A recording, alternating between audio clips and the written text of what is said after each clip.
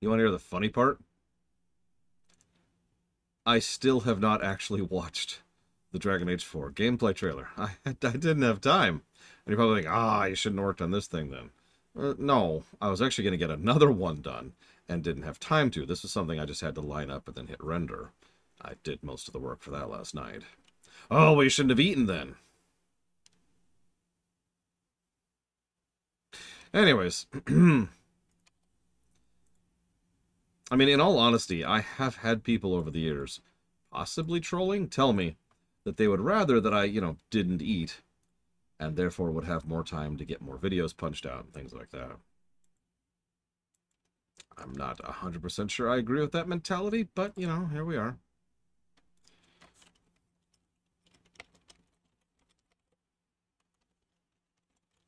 Hey, Pillars of Snow. So far, the game is going exceptionally well. Don't let Ross hear this, but this game is, like, assuming it retains trajectory, assuming it doesn't change its overall level of quality, and we don't have a Spirit Tracks moment, this game will beat LTTP. And I expected that. There's a reason I put this game at the very end of the 2D Zelda block. It was exactly because I expected this game to knock it out of the park. We'll see, though. We're not there yet. In fact, we're barely halfway through the game. Hi, Otherworld Nebula. Welcome back. Excuse me. I'm sorry, Ross. I'm sorry. Please, just 5 more sips. That's all I ask. The only thing this game will not beat LTTP on is density, and of course it won't. We all knew that coming in. Twilight Princess won't beat LTTP in density, but it'll probably beat it in overall score.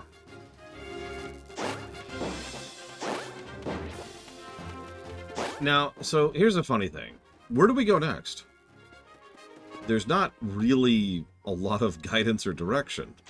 Whether that's a good or bad thing is up to you, but in LTTP, as soon as you hit the Dark World, you do pod. You have to do pod. We talked about that. The whole game is structured that you cannot progress throughout the Dark World until you hit pod. But once you do, the world opens up substantially, and you can go all kinds of directions. But even then, there's numbers. And you look at the map and it says, here's the order in which you can do the dungeons. But what order do we do the dungeons here in? Remember, we know nothing about this game. We've never played this game before. We see all those little markers on the mini-map down there. I know that's kind of hard to see, but trust me when I say it's there. Okay, die in a fire. Rarely have I meant that so literally. Anyways, so we've got all those markers down there. Which one do we do first? Yeah, there's no numbering. We could follow the same general path that we did in LTTP, going through the nostalgia route, which, it's worth noting, is exactly what I did the first time and only time I played this game. I went and did whatever, I don't know the names of the dungeons, but I went, Pod, Swamp Temple, Skull Woods, Thieves Town, and then over to Ice, and then over to Misery Mire, and then Turtle Rock. But we don't have to. We have plenty of possibility to hit whatever in whatever order. I do like how the wind gets closer when we get closer to the pits. Speaking of which, that's a good point. Let's do the X level first. It's a good idea. Let me jot down some notes really quick here.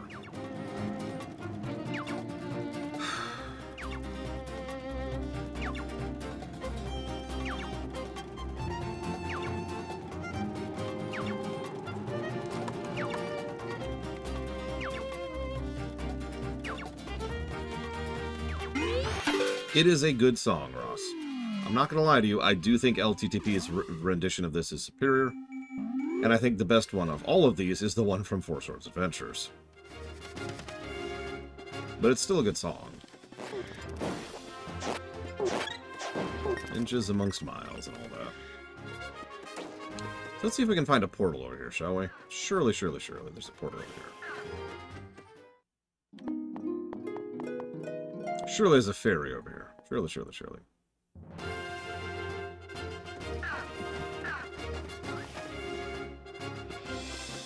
I will admit, I'm still debating what I think overall of this soundtrack. I haven't really codified any music or song positives yet.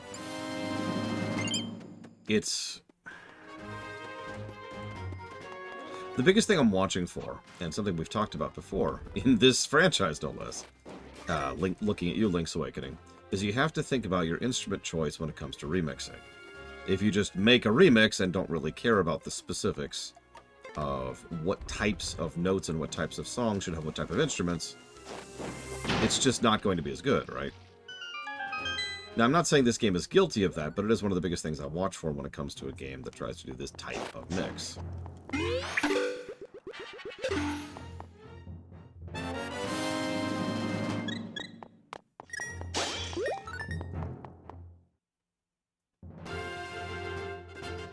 Having said that, I do think this version of the song is much better than the LTTP version.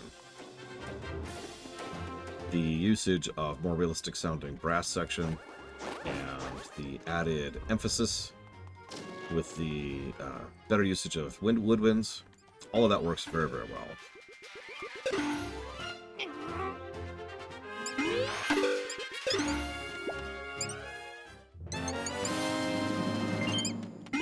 It's 30. We can get another upgrade now.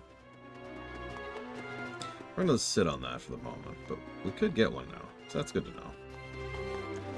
Sound direction...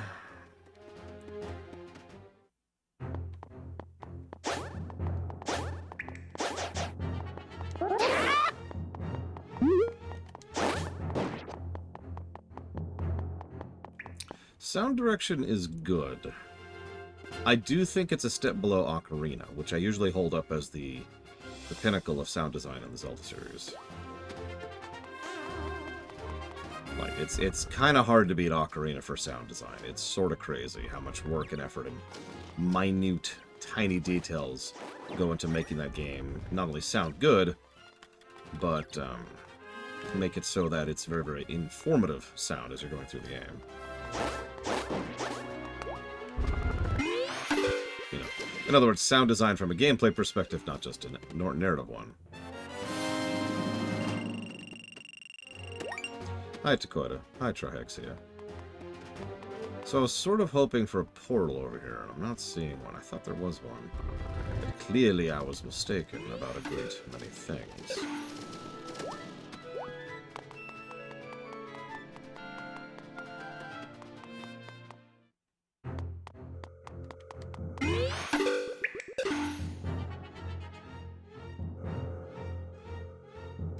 I mean, I'd probably give that one to Vati.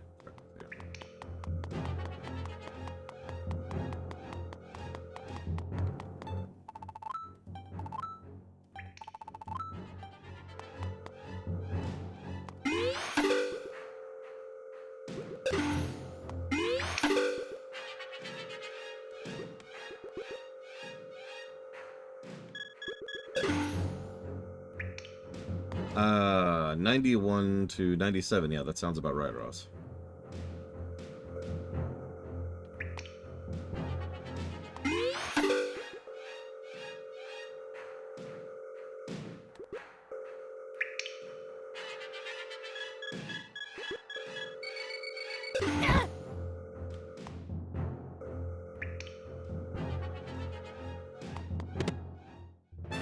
I do like how each of these treasure rooms, which are extraordinarily optional, they're mostly here for helping you to buy stuff, have the little thieves at the beginning, treasure hunters, excuse me, who each give you a little bit of a tip or a hint on how to be able to do that. But it's not too much of a hint, it's just a hint. Okay, so up one more level to there, but I don't know, it has to be from the right. Oh, I can just get there up there. I will also say LTTP also has an extraordinarily good sound design. In fact, pound for pound, the two might be equal between LTTP and Ocarina.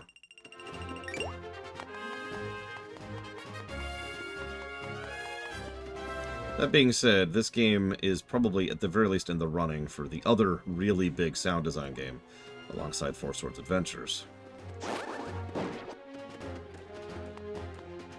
Did I already go up here?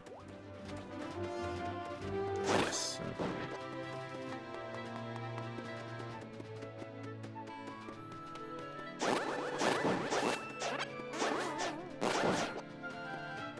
So there's our portal. How do I get to that item? Oh, wait. Yeah, no kidding, Ross.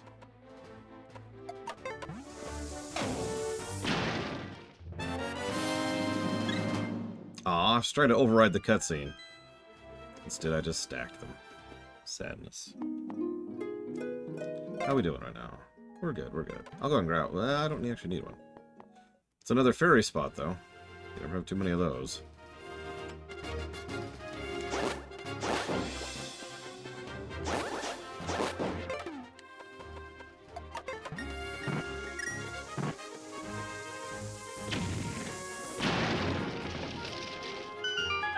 So, let's do this in order, shall we? Let's see how this works out.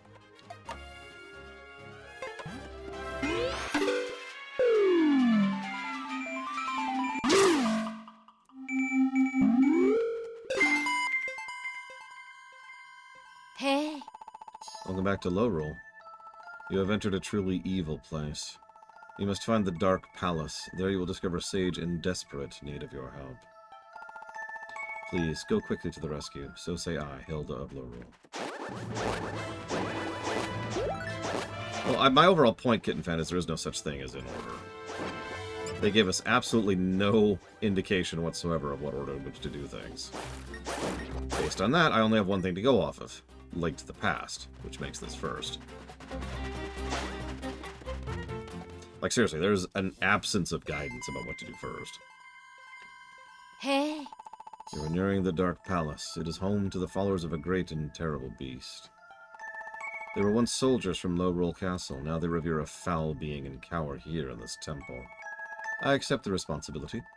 I was too weak to protect them. They were all good people, my people. If they find you, they will imprison you. Please be careful.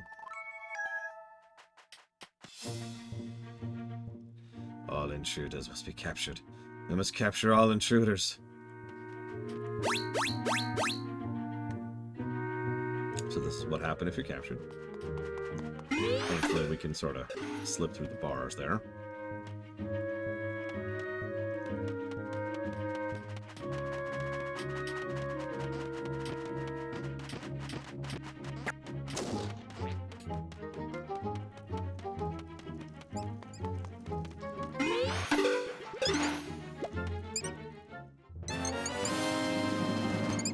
Alright, while we're here, how are we doing?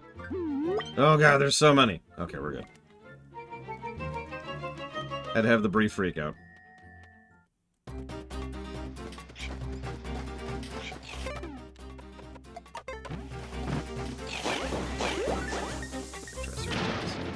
Or not Triceratops, sorry. Pterodactyls. I don't know why I always get those confused. They have nothing to do with each other. Fairy fountain.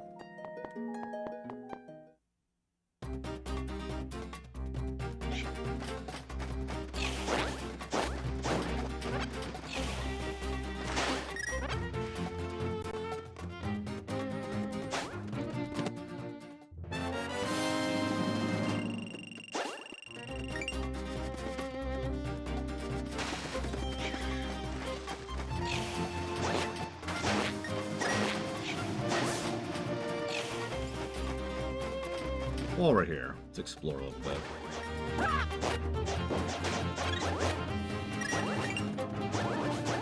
Let's get a text, very important. Load the stream there as much as possible. Pits, very important, gotta have your pits.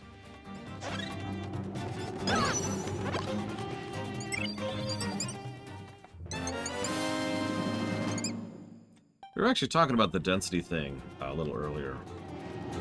One of the things that struck me about Ocarina, you could tell they were trying to push the technology because Hyrule Field kind of sucks in Ocarina. It's not much of an overworld, and more to the point... Oh, that's interesting. More to the point, there's just not much there. Like, the density is minuscule, right? And that makes sense.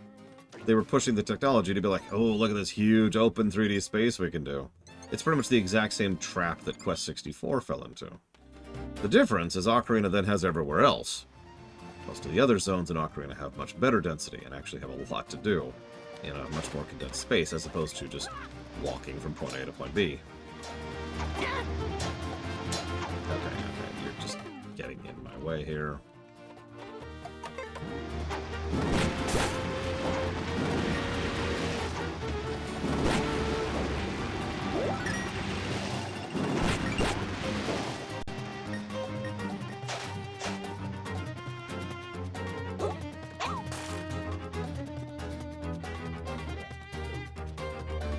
Yeah, no, there's just random grottos under trees and other things, which, if not for that stupid rumble pack, I never would have found. Or a strategy guide. I have often theorized that the main purpose behind those is actually to sell people on the rumble pack. I am probably being a little bit cynical there, but at the same time, that would be very Nintendo.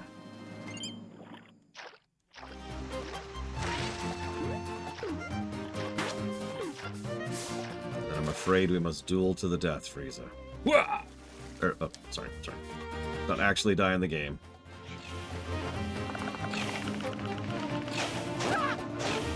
Go away.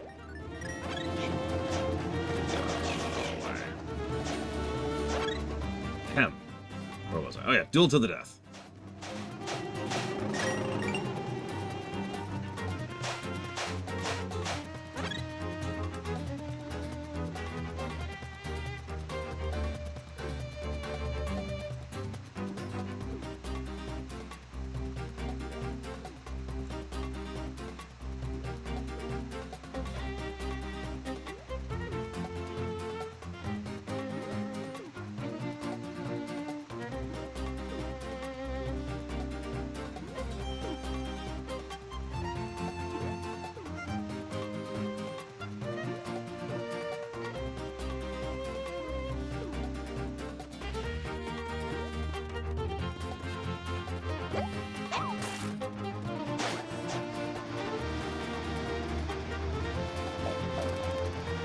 Sorry, I was curious or something.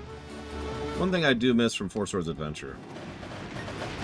We can't just light fields of grass on fire. I can't believe they never brought that feature back. That was such a cool feature in Four Swords, and useful for puzzles and combat. They just axed it. Like, it's never been back. I'm so confused by that.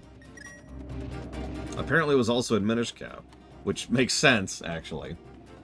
So they never brought it back from Minish Cap or Four Swords Adventures. Which came out the same freaking year. What, 2 weeks apart from each other? Okay.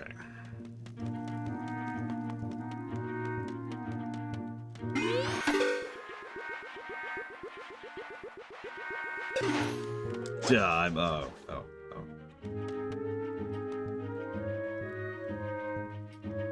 Yeah, thanks, game.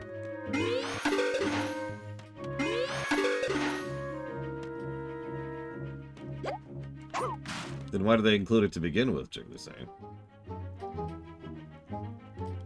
Interesting music for the stealth section here.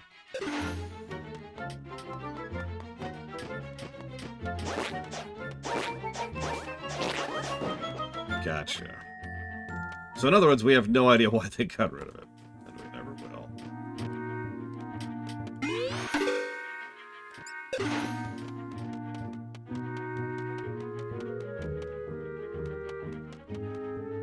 I mean, honestly, does anybody understand why Nintendo does anything? No, the answer is no.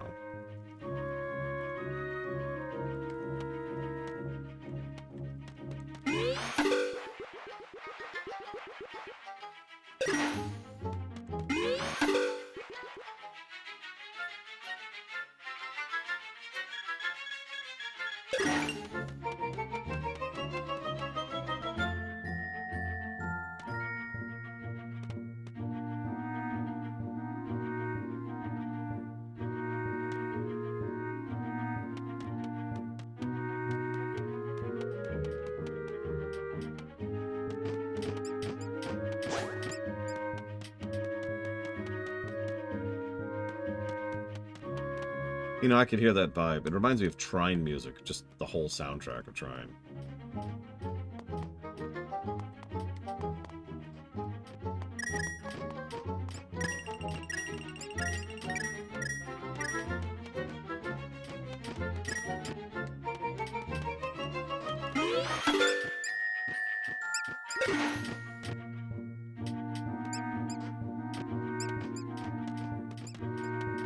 Also, there's that depth perception problem again. Oops.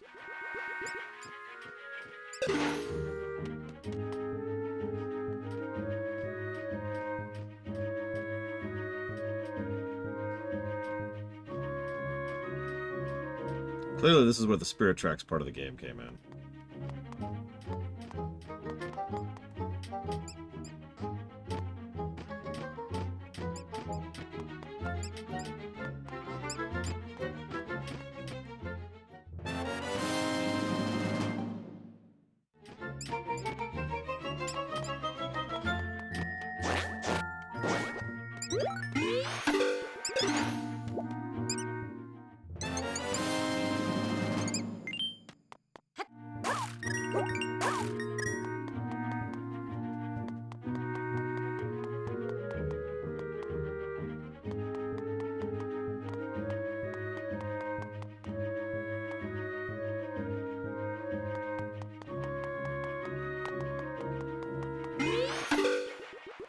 I mean, if you think about it, why don't they notice the moving? I know we're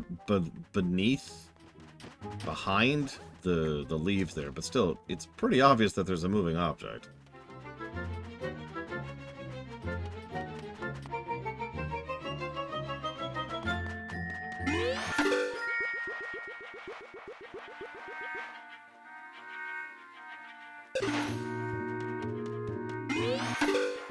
And look at that. People are blind. And I don't mean the thief.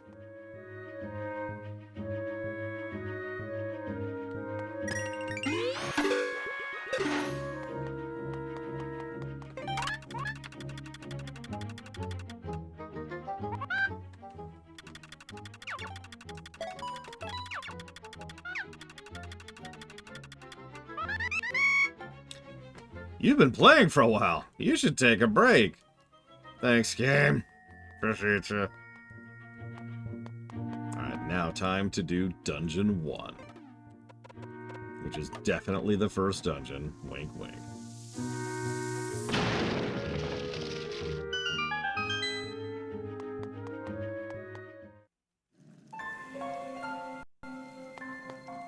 Pod.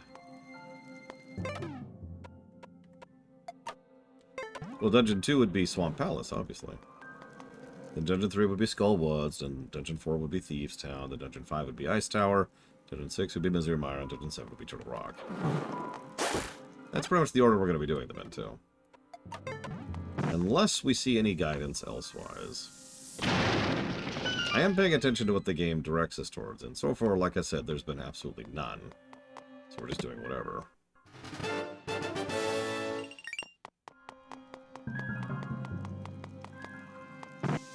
Whoops.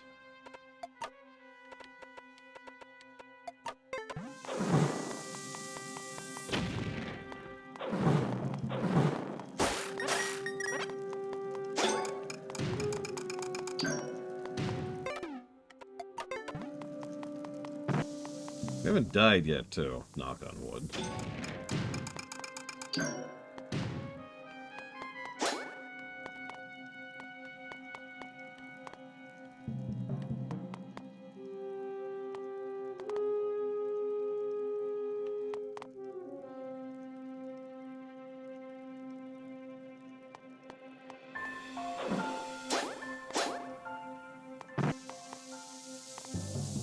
I like the music.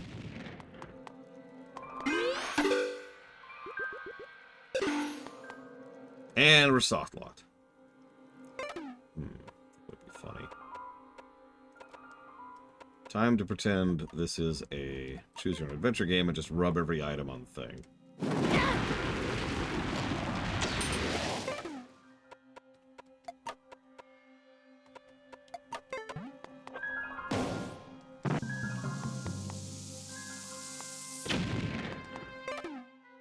Did I say choose your own adventure? Point and click adventure. God dang. Of the many other things I have not been getting a lot of lately. Is rest.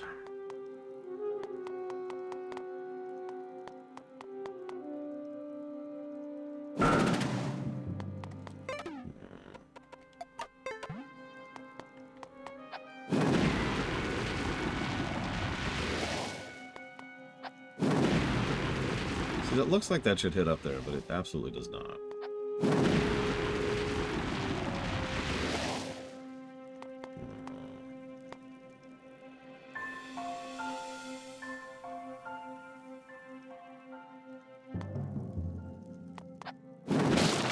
Or it could if we hit it in the corner.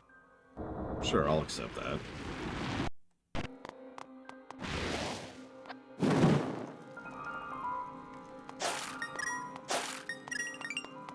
I ain't gonna argue.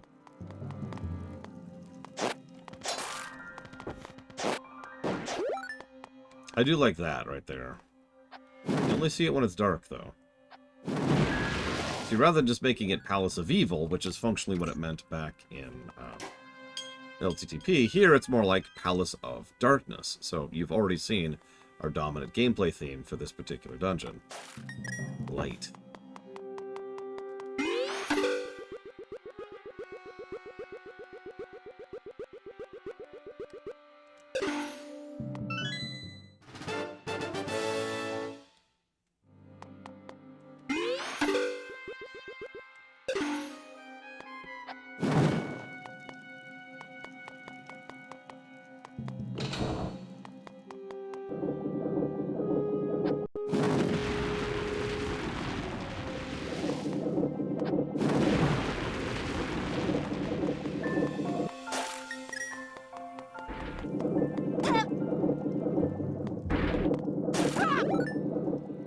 Thanks, game.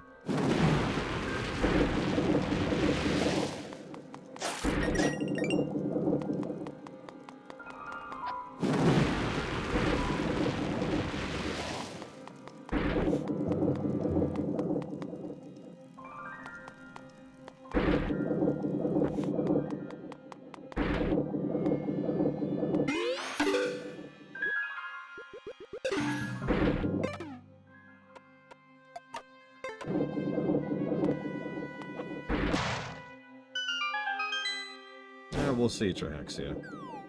We'll see. Just don't get your hopes up. That's all I ask. I will do my due diligence. I always do.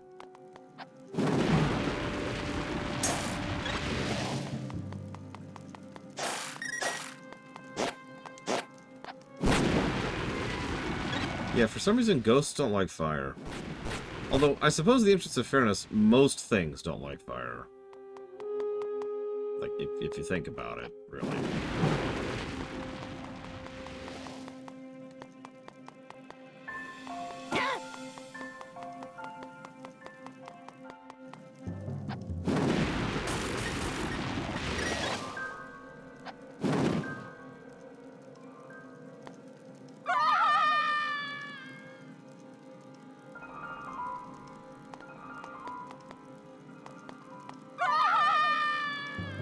Bull on that. I still call bull on that. That is clearly a pit. Or clearly not a pit. What? Being lied to.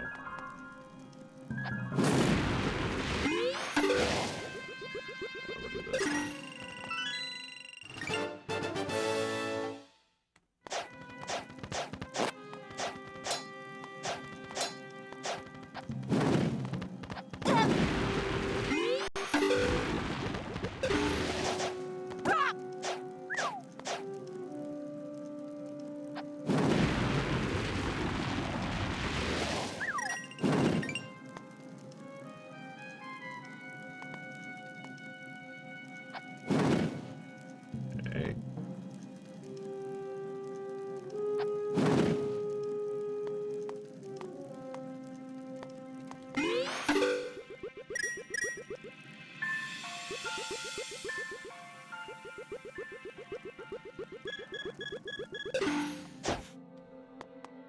So yeah, I knew this, but I was curious just how far we could push that without actually using the darkness.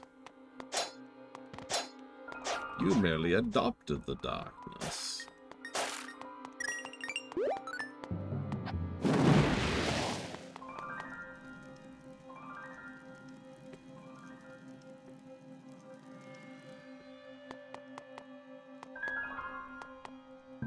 The minimap absolutely helps. It is a little misleading, though. It's not completely accurate. Suggestive direction. Do you mind clarifying? Because, like, for example, based on my own recent review, just a few weeks ago of Breath of the Wild. You know, you start off on the plateau. It very clearly tells you go to Kakariko. Kakariko very clearly tells you go to the Zora. The Zora very clearly directs you to your first dungeon, and there's your first dungeon. All of that's pretty well guided, even though we did that last. But past that, it's a little more open.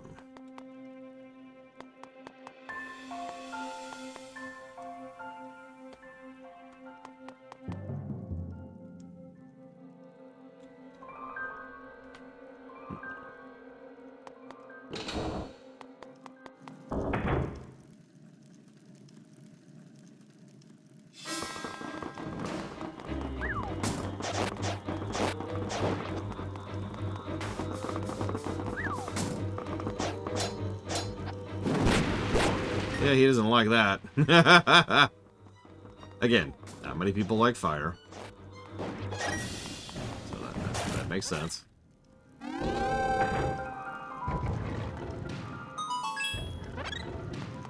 Suppose that's true. They did pop us right next to Thieves Town.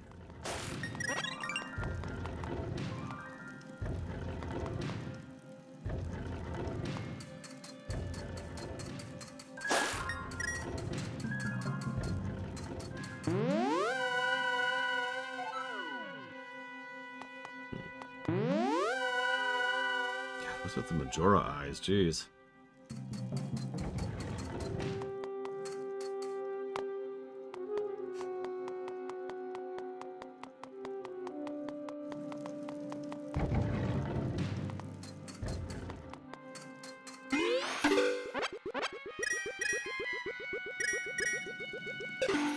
Oh, sorry, here in Oceans. I'll fix it for you.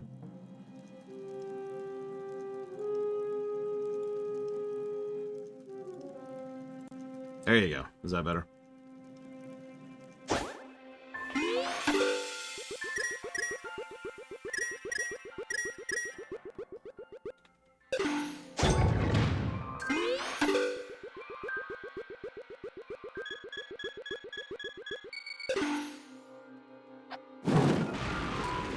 To be honest, I actually didn't know what you meant. I just figured I'd be cheeky.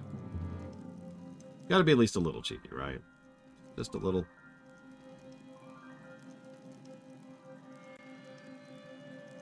There we go. Hi, Baron. How's the teardown going?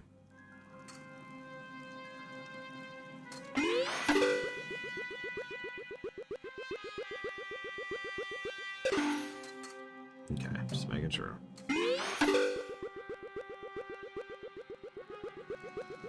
I don't mind that much, but I think for the purposes of stream, we probably should have the lack of pixelization here.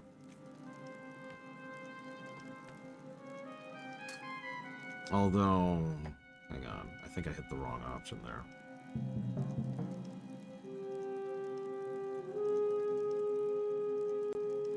There we go, that's better.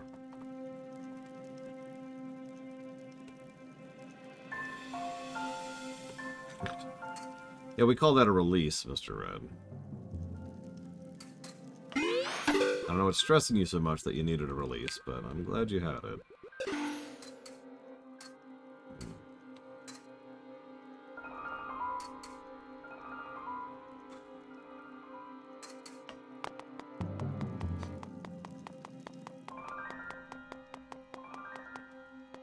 We already done what he didn't do this room. Oh, right. This room.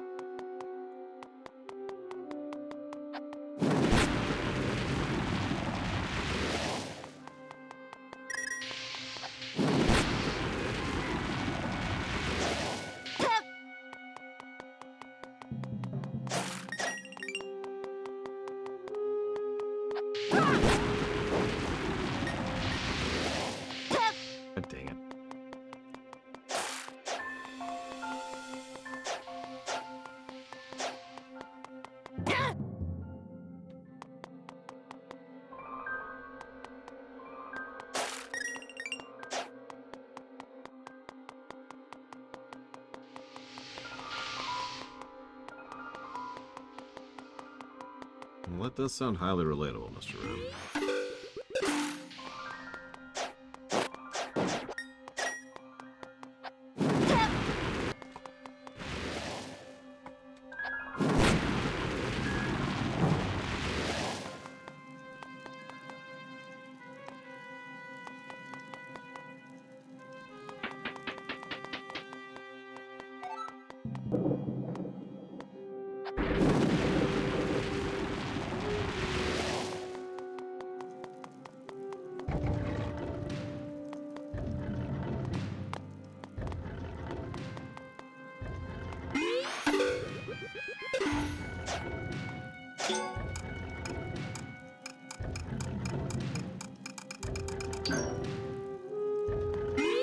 That's why you wear those goggles.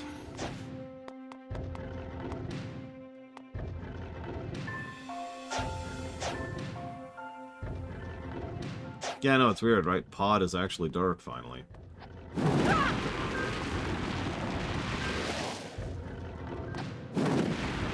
Oh, that doesn't count? Ugh.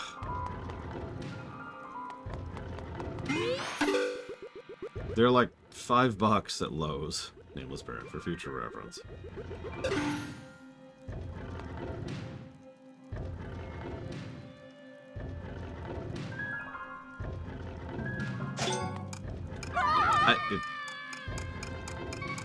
Okay.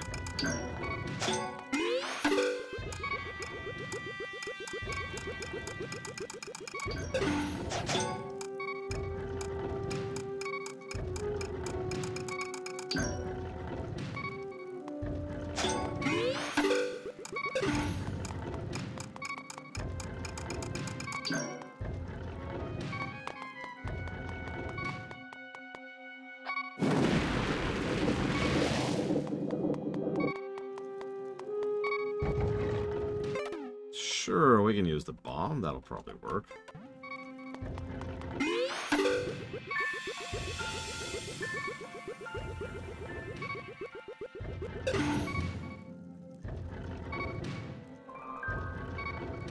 Come.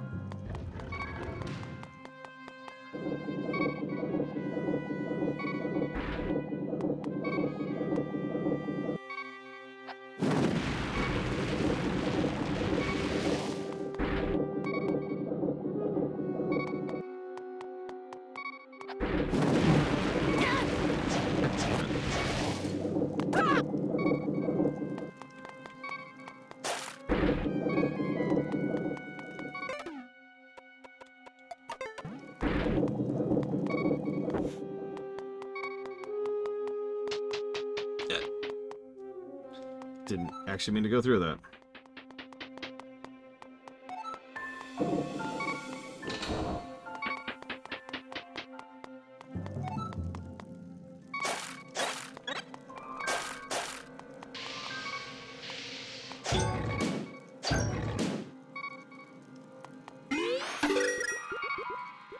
Why am I still low on health? Come on, game.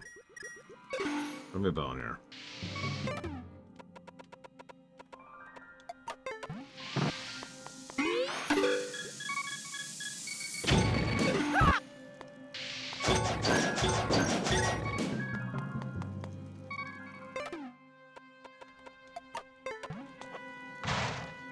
Yeah, from what the pictures you showed, Baron, it looks like it.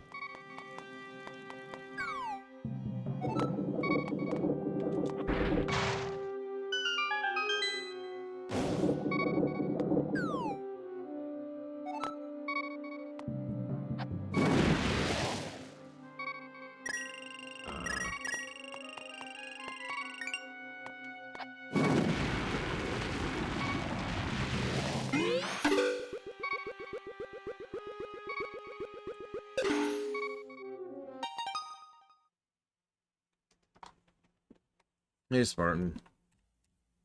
I had about time for a bowl of cereal.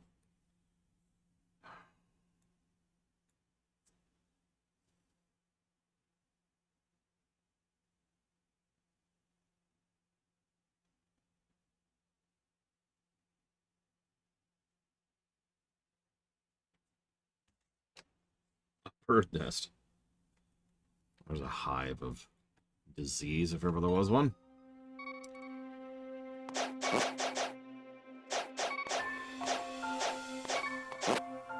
Die, monster. Okay, so I no longer have a key. So I can't go back to that room yet. Today the coin says that Dragon Age 4 will suck. Also known as a Tuesday at this point.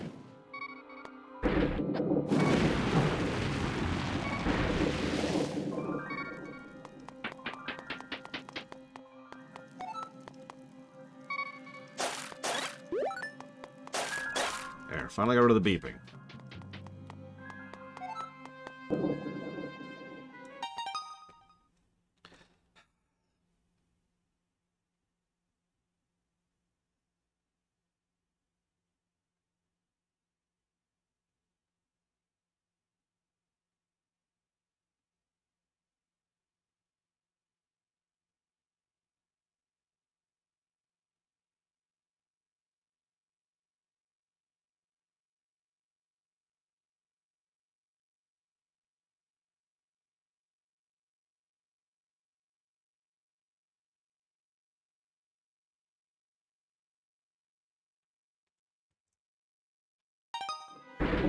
I still haven't seen it, Loner. It's been like a day and a half. I still haven't seen the damn thing. I will at some point, I swear. I just haven't had time.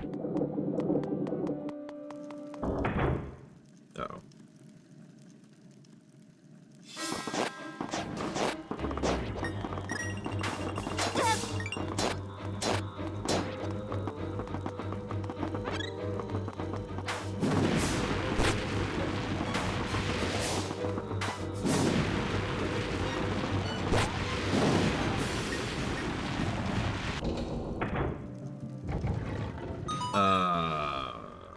So this is 2013 when this game came out. I still had my, at that point in time, pretty crappy networking engineer job. Working on overnight knock.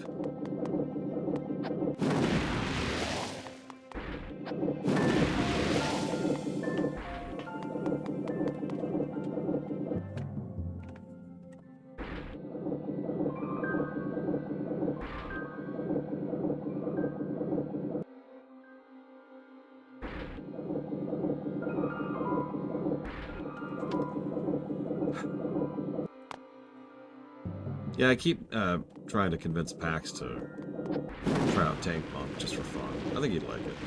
But then again, it's Monk. Like, it's hard to have a bad Monk spec. Although my sister would disagree. She hates healing on Monk.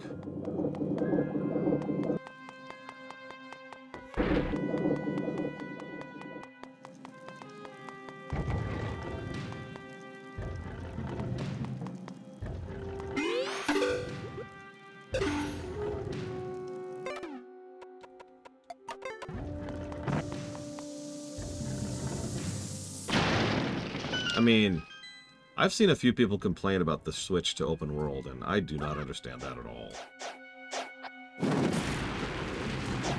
I am absolutely in favor of them getting off the open world trend.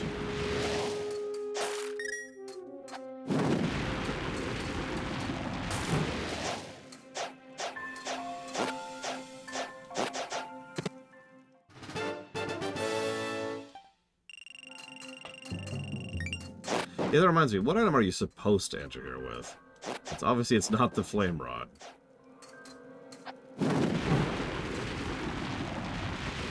Bombs. That makes sense. Viscerality's high, I would say, so far, Ross. Obviously, this is ridiculous, but, you know, there's some good stuff so far.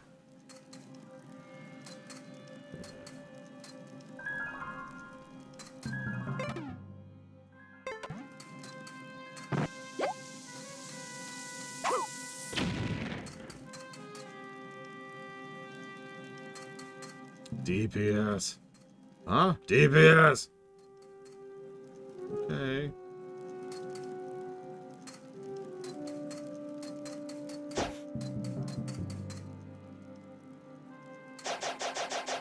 Yeah, imagine if our sword range was, well, honestly, less than the actual attack range. Like, literally, we're just holding out our sword right now. More than the attack range we had in Zelda 2. Than actually thrusting in Zelda 2.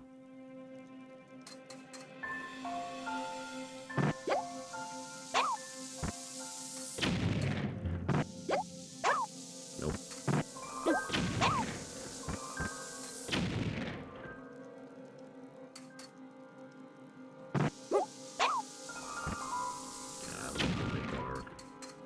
I can go here all day long, but the problem is I got barriers. There's barriers keeping me in here. Hey, Dream Whisperer. Yeah, this feels like a solve later room. We'll do that really quick. If I could make one change to Zelda 2, it would be to change the attack range. That's a lie, of course. If there's one change I could change to Zelda 2, it would be the live system and the resetting from the beginning of the game.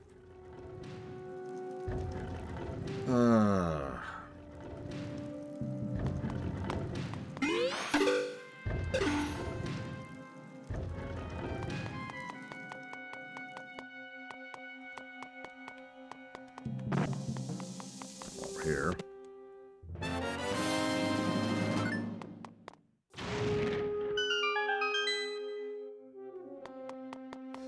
Oh god, one change for each Zelda.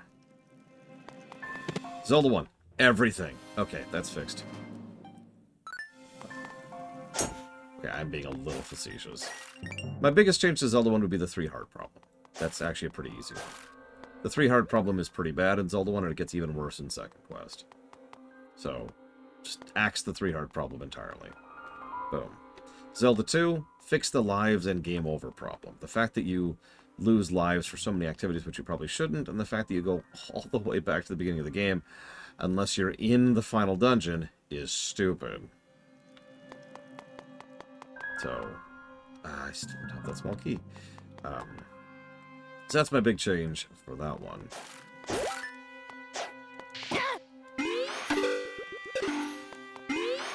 So, God, what did we cover next? Help me out here. What was the order of events?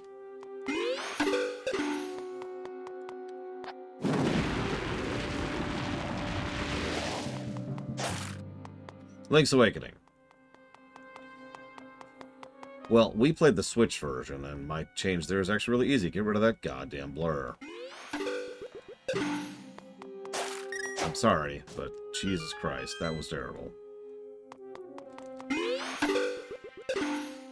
It's pretty much the only reason I didn't want to replay that specific version of the game. Small key. Kinda figured. Oracles. Oof. Okay, so it's getting a little trickier now.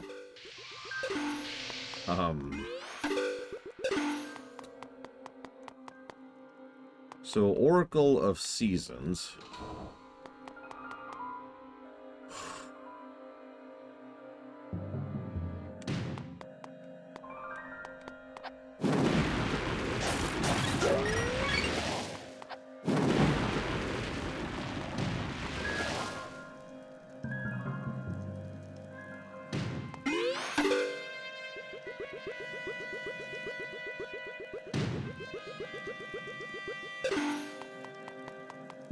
So we're playing the minimum change game, Arspruce. So you can only change one thing. And the goal is to have a maximal amount of change. A maximal amount of output, for lack of a better way to put it, with minimal amount of input. That's the whole point of the minimum change game.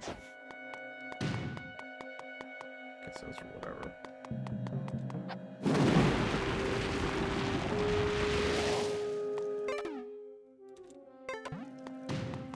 Okay. I don't know if we're going to manage this, but sure, we'll try it.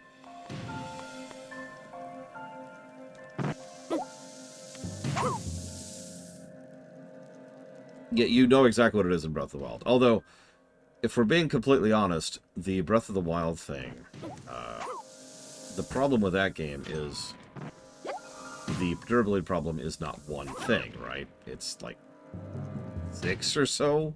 Like, I was keeping track as we went. I forget how many things we were up to, but it's a lot of things all combining with each other. So if I had to pick just one thing, like one thing to have the most impact on the durability problem in Breath of the Wild, I would probably go with inventory.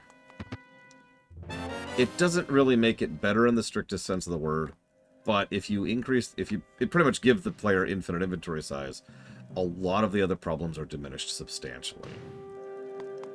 How many times did we get a new weapon? It's like, oh, we can't equip that, or get a new shield, or get a new bow. And it's like, nope.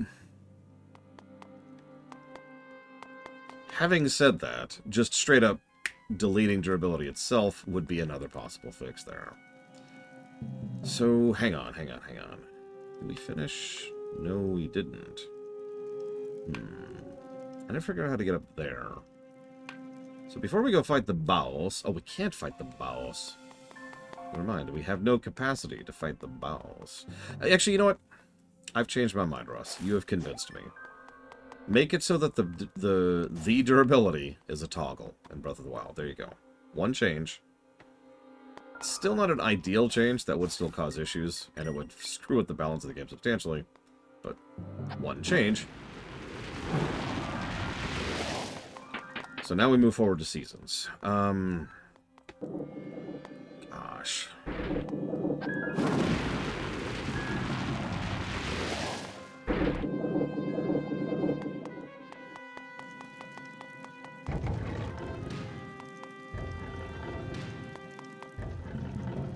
No, but that's still probably as minimal of a change as I can come up with on the matter.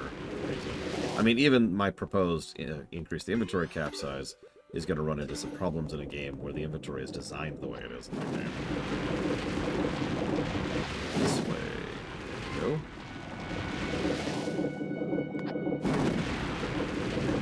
Okay. Oh, come on! There we go. Hem. Oh my god.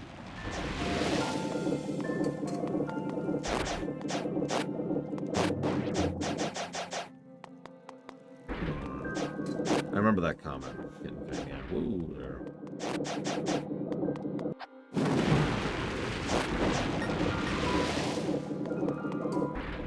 Making the Master Sword have no durability is another option, and probably easier to implement. Since we know they can have items that have no durability in that game. Jesus Christ, that is dark.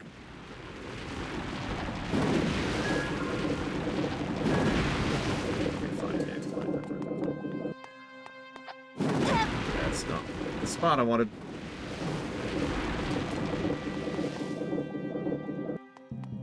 Yeah, if we're going for minimum effort, that would be the easiest option. It would also pretty much mandate that the player beeline directly for getting the Master Sword. But honestly, a lot of players do that anyways, so that's not that big of a deal. I liked Blade Taval gave an idea, which was obviously a much more complex idea than a minimum change game. I'm going to try to give a summary of it because it was a complex idea, but adding the idea of, I forget what we called it, but it's like a mastery system. So that you gain mastery with a type of a weapon, and you gain mastery with a type of an enemy. Proficiency, that's what you called it. The higher your mastery, the less durability you lose per strike. Now that applies in both aspects. So I could have a weapon I've never used before, but I'm fighting moblins, which I've killed tons of, so I don't lose that much durability. If I'm max proficiency on a weapon and max proficiency on an enemy, no durability loss at all. I liked that idea a lot. There were other layers to it because it was a complex idea, but that's the basics.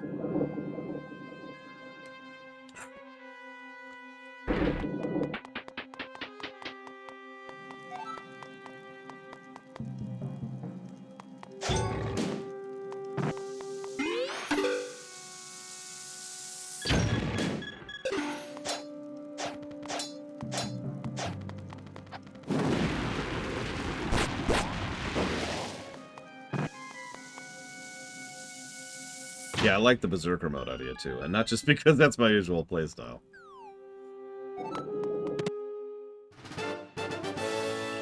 Okay. I knew that was there. I was just an idiot.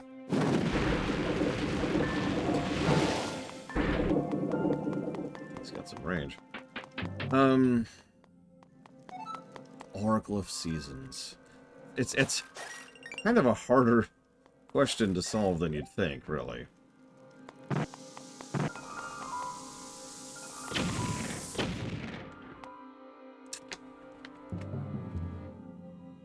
Because someone mentioned better guidance. Who said that? It was Blade Chaval. But, like, that is a bit on the vague side, isn't it? Next time you go grocery shopping, you should see if they have some! Exclamation mark.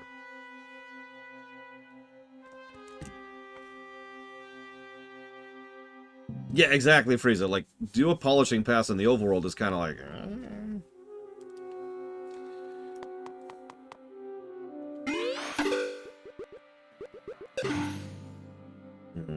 Yeah, that's the permanent upgrade chest, isn't it, Kitten Fan?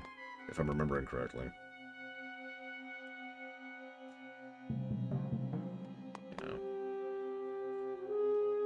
Yeah, maybe a much improved fast travel system, that might have helped. That's, you know what? That's not a bad idea, because obviously Seasons probably needs a true polishing pass, so if we're going with minimum changes, that's probably as good as it's getting. Hey, TSB. Happy Wednesday.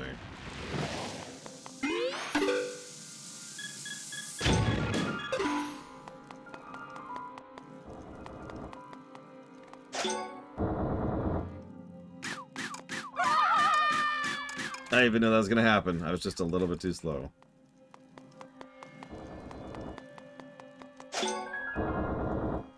Let me go. There we go.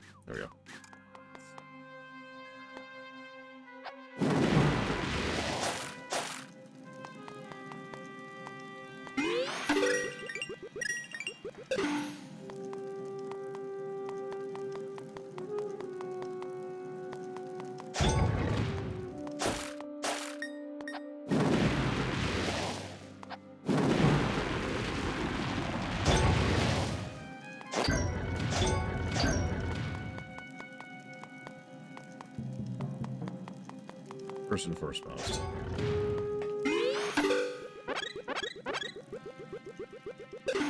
Yeah, I was thinking Ages could use, honestly, a padding pass. Maybe just chop down some of the more padded sections, or maybe just like one particularly big section. I don't know. Ages was actually a decently solid game. It just still had several issues with it. That's a trickier one.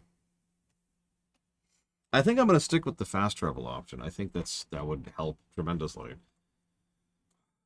Just give you a much, much more accessible availability of just... Either way, thank you, TSB, as always. Unless that's a fake sub, which it probably is, but I'm going to presume it's a real sub. You would never lie to me, after all, TSB. Would you lie to me, TSB? Lie to me like you're French girls, TSB. Minish is easy. Fix the last boss. I was actually talking to Pax about that. He put the game down and has hated it for years over the last boss. He couldn't deal with it. And if you remember, I hated the last boss. That game would score even higher if that was polished up. So that's my answer. That's an easy one. Hey, Sean. Thank you very, very much, as always, for putting that towards the one true Mass Effect game. Mass Effect 5, which we all know is going to be returned to form, of course, and not sticking with their guns. God. So here's a weird one. Then we get to the DS games, and you'd say, aha, right? The controls. Thing is, and we talked about this while we were going through it, fixing the controls is much harder to do than it sounds. That's definitely not one change. That's That's a lot of changes.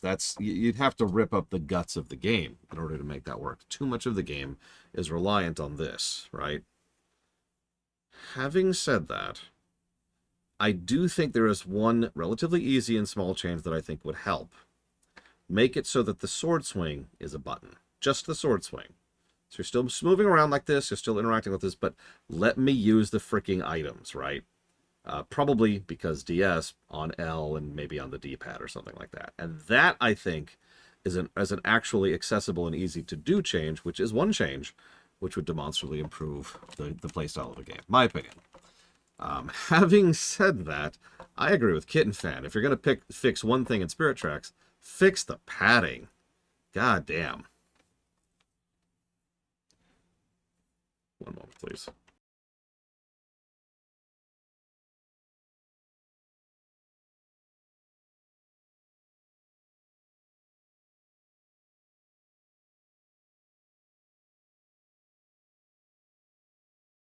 I physically can't agree with you on that, Kitten Fan. I am sorry.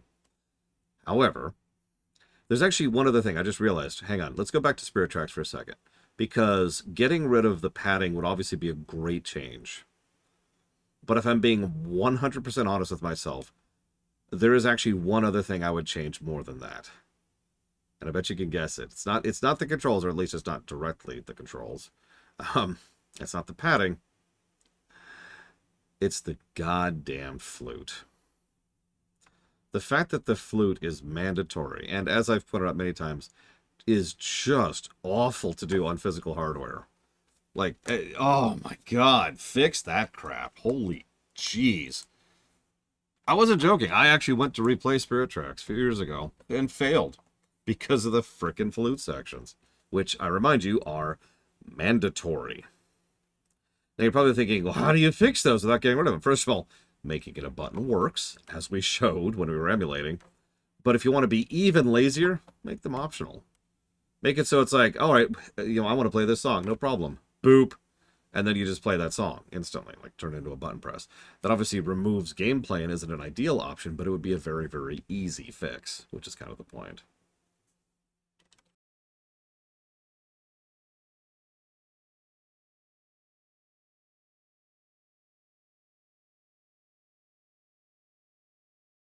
It would also help with accessibility. That's absolutely true.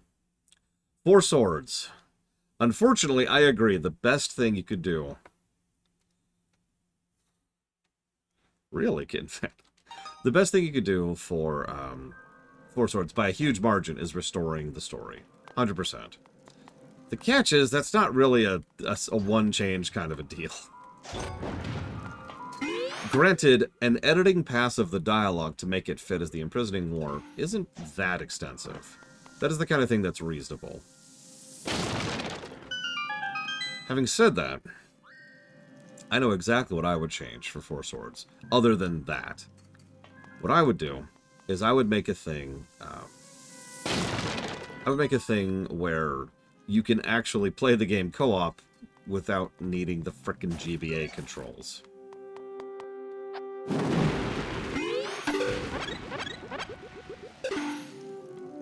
I know that I'm complaining about controls a lot today, but, I mean, honestly.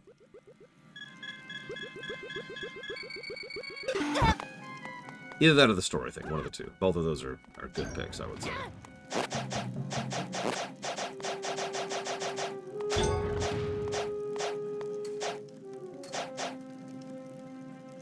Oh, gotcha, Kitten Fan. That's funny. Okay, hang on. Let's go over here. Let's knock out the lights. Lore Runner After Dark. I did play Taval, and it is a terrible, terrible thing.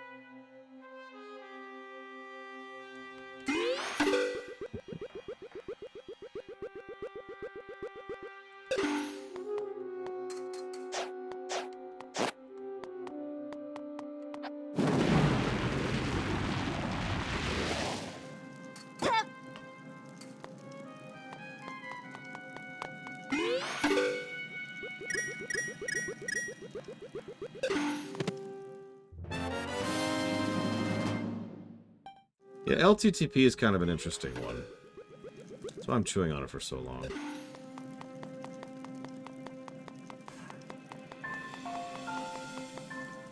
See, perhaps the biggest problem with LTTP is the easy answer is quality of life features. I should know that because I play randomizers for LTTP. So, being able to adjust the low health beat leaps, being able to swap items with L and R. Yeah, uncapping the wallet, speeding up, upgrading your bomb holding and your arrow holding. Like, basically just all the little quality of life polishing past features that the randomizer added to LTTP, add those in. And honestly, that would make an already fantastic game even better, in my opinion. Alright, I think that's all we can do in here at the moment.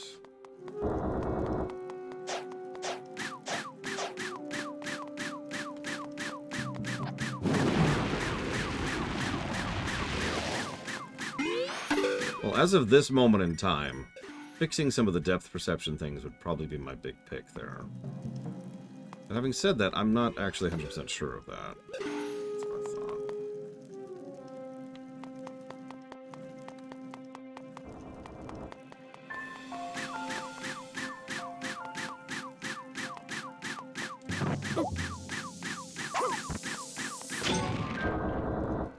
Okay, so that's all that is.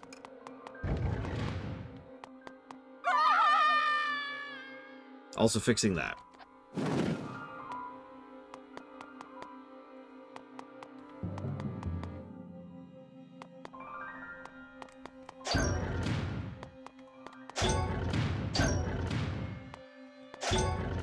Yeah, I mean, Skyward was obvious. Fix the controls.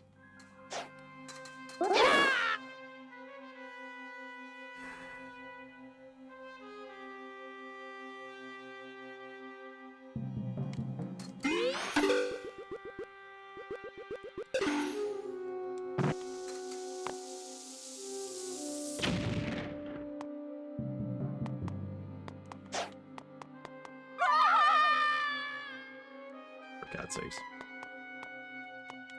Let's see what I'm doing for a second. There we go.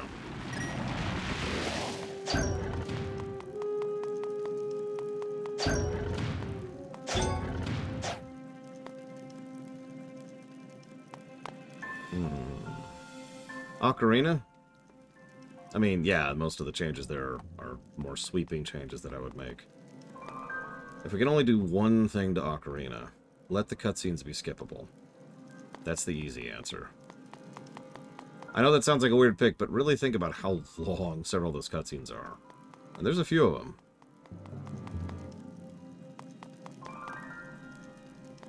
I am going to ding the game when we get there for that.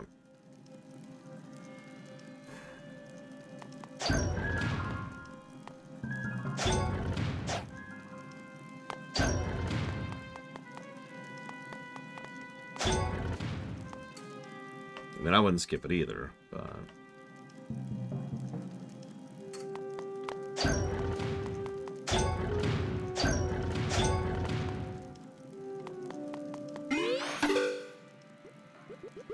Don't we already have those in Oceans?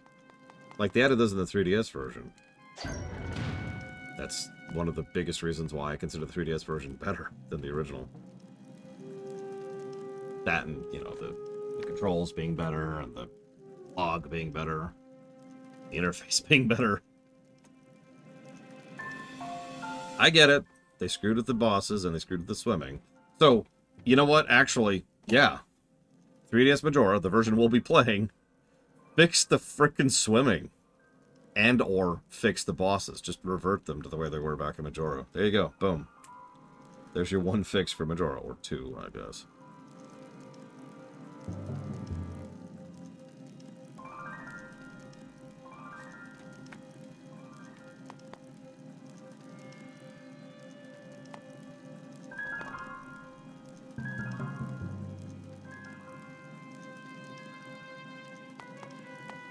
But, like, you said that, and I checked, but nothing seems to be different? Unless there's another switch I'm missing, in which case, ignore me. Um, so Wind Waker's an interesting one. They actually did speed up the sailing.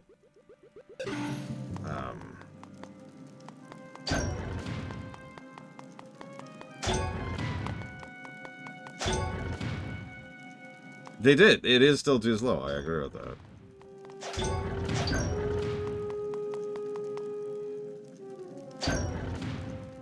Like, I can hear it moving in the distance. I can literally hear the audio feedback.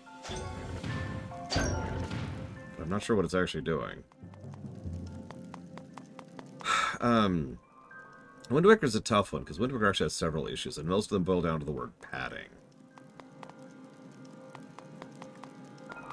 Maybe... Oh, I get you. I get you. I get you. Okay, okay, so...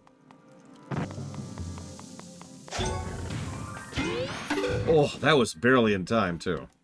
Thank you, Kitten Fan. Master Ore, yeah. Yeah, we wanted that.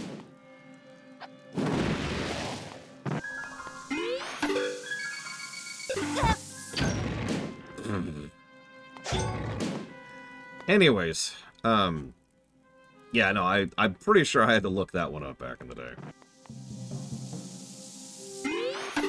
But if I had to fix one thing to reduce the padding in Wind Waker, you know what I'd probably do? One specific change. This is kind of cheating, excuse me, because we've actually already talked about this type of change. I would add a bunch more fast travel spots. Like, quite a few. There's already several fast travel spots in Wind Waker, but there's just not enough. Like, maybe have one per island kind of a deal, you know?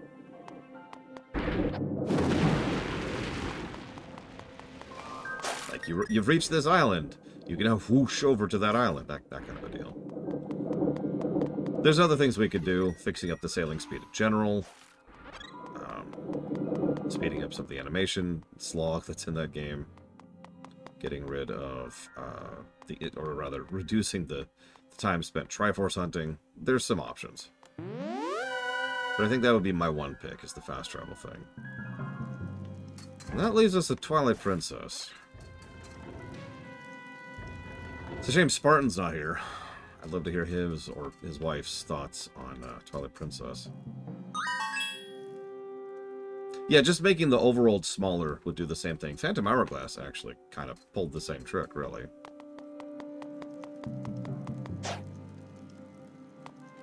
Did I not get them all yet? Oh, I didn't.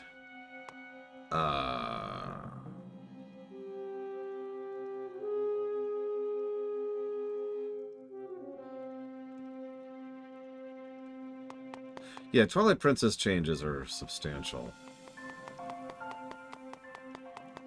The combat's good. The dungeon design's good. The characters are good. Music could be improvable.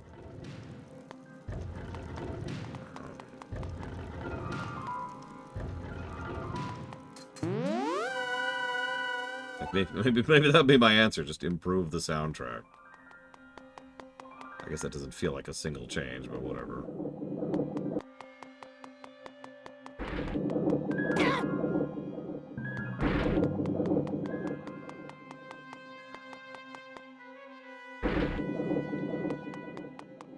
But yeah, but again, that feels like a big change. I'm with you, Ross.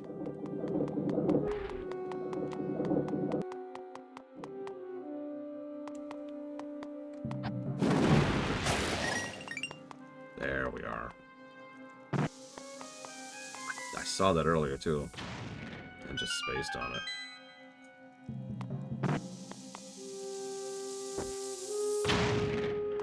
I have to admit, and you can make fun of me for this if you want, another change, which would not be a small change I would make to Twilight Princess, is a completely new ending.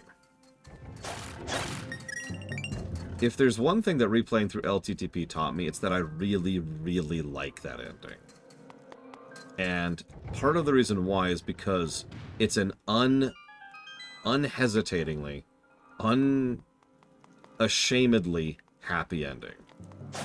It's also a very earned ending. We absolutely earned the right to call that, and they lived happily ever after, right? And given how extraordinarily dark LTTP was, and how bad everything was going for everyone, and how much we had to slog through to get there, I'm with that.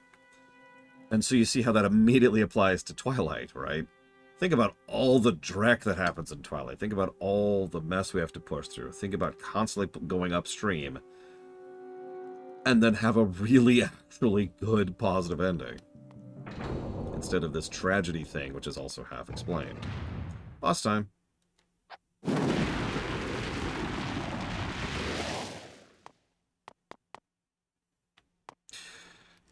So,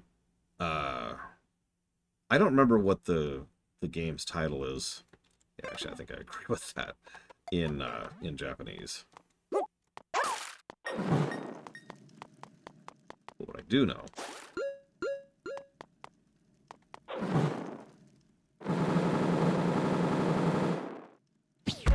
is that this is our boss, Rupee Man.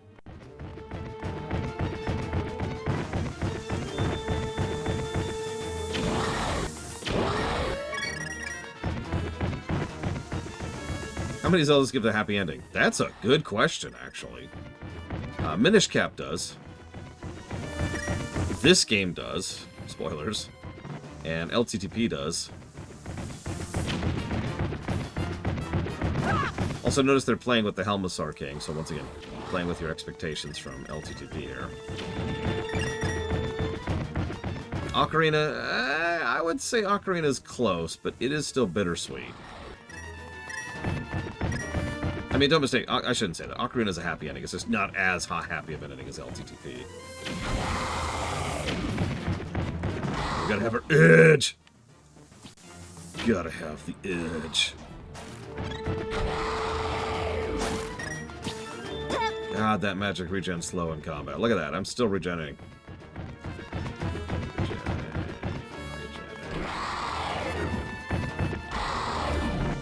Majora's was a pretty happy ending, I'll give you that. Could be a lot less happy than what we got.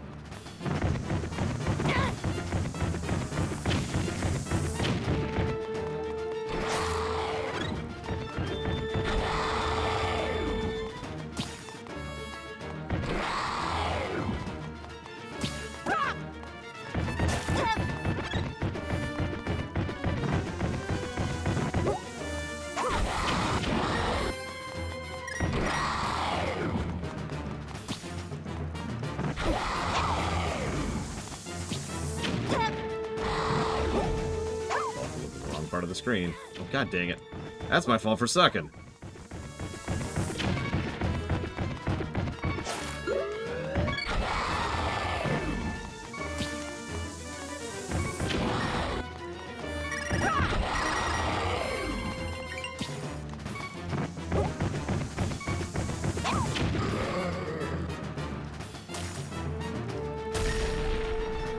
Round 2.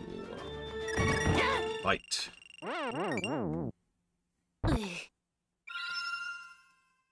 Well, now that's an interesting statement, Czar. I don't want to spoil, but I'm curious what you would say is unhappy about Majora's ending.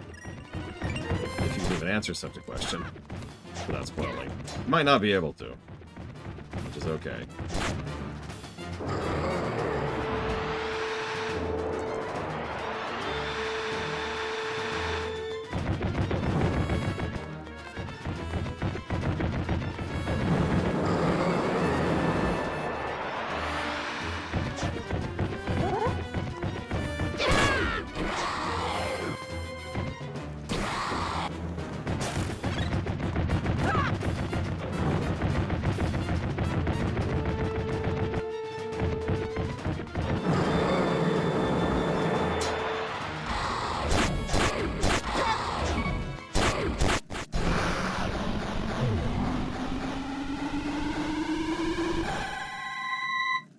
Are. Interesting. Well, we'll have to decide when we get there. Or you can decide for yourself. So, I apologize. There's so much going on, and I'm doing such a terrible job of analyzing this, but this is a very good dungeon. Excellent usage of theme. Like, the light theme. I keep talking about theme. Some people ask me what I mean by that, because usually when you hear the word theme, you think story. Theme in gameplay is all about using the same concept or idea, and it usually involves a three-part pass: introduce, escalate, conclude.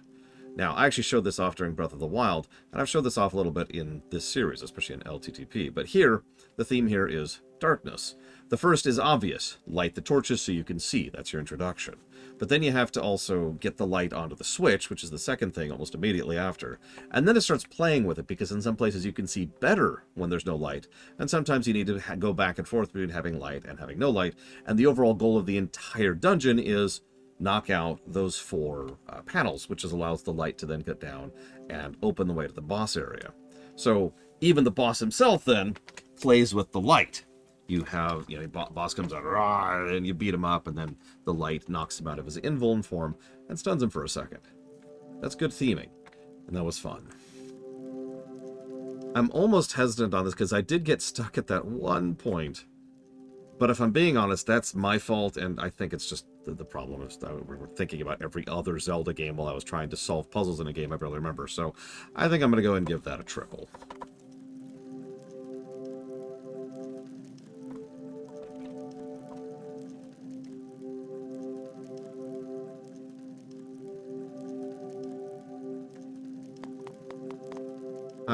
Gully? Sully? Bully? Correct, our spruce. No, it's not your fault, Ross. It's just, I can split my mind in a lot of directions, but sometimes there's, like, that's happened. Sometimes I miss one specific thing because I'm thinking about 15 other things. And then I'm like, where the hell do I go to progress? And then, Kitten Fan's like, it's the door, dumbass. And I'm like, oh, right, sorry. And then Kitten Fan just starts beating the crap out of me over again. Because that's what cats do. Is that really you, Lore? Where am I? Well, if this is anything like Ocarina, you're dead. Did you fall for it? I'm not scared. Why would be? I'm a 7 sage. Did I say that right? Whatever it is. It sounds like a big deal. So you better make sure you rescue all 7 of us 7 sages. Wow, that's really a mouthful.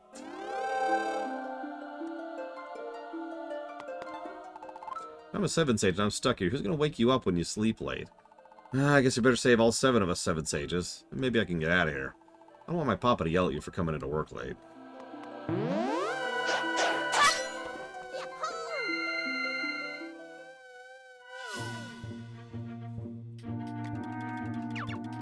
So yeah, let's save. No, there's no apologies here, Kitten Fan. Except for beating the crap out of me. You can apologize for that. I don't mind. You've been playing for a while. Maybe take a break. Stab! Alright, so, hang on. Kitten Fan is correct about one thing, and I admittedly spaced on this. Let's go to Thieves Town second. Because we do start over here, and we do see an X right over there. Oh yeah, we also have some metal. I forget if we take that to this blacksmith or the other one. I'm definitely still fighting stuff out. My throat still hurts. I'm having congestion issues. I'm having signs of being sick still. Yeah, I thought about being strategic, Kitten Fan, and going right for the mail, because that totally sounds like something I would do. But we're trying to review, so we'll see how that goes. Let's see. Beepus, who is awesome, donates towards Call of Duty Black Ops 1 and 2, Hitman 3, and the BRPG block. Oh, and I don't think I said it out loud, Sean, but I got that down for Spider-Man, Shantae Advance, and Red Dead Redemption. Thank you, Sean, very, very much. And thank you, Diabeepus, very, very much, both of you.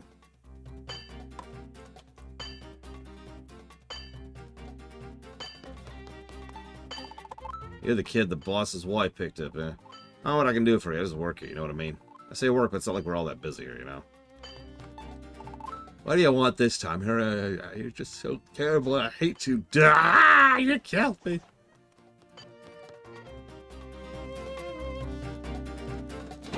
So, we also, I think, I realized what happened. I started roaming looking for another portal back, and I don't really have a good reason why, but the first portal I ended up finding was the one in front of our house. And then I just started roaming from there, because now I was over in front of our house in the other world.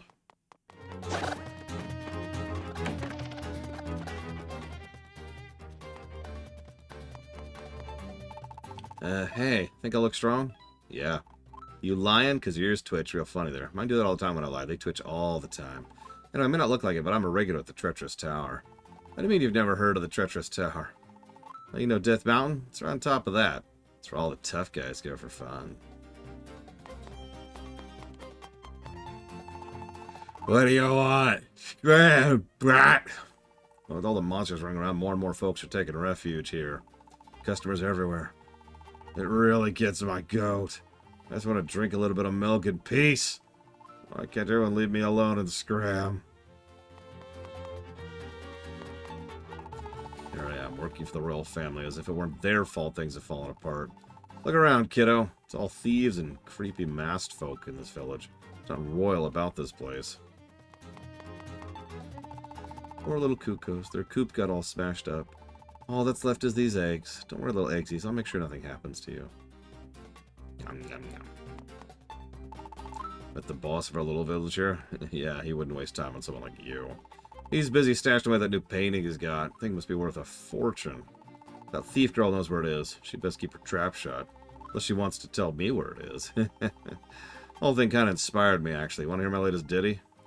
Wrong place, wrong time, and the boss will be glad to put you back in line. Smart thief fears the boss's wrath. I'd rather be on a cliff walking an arrow path. Ah! Everyone's a critic.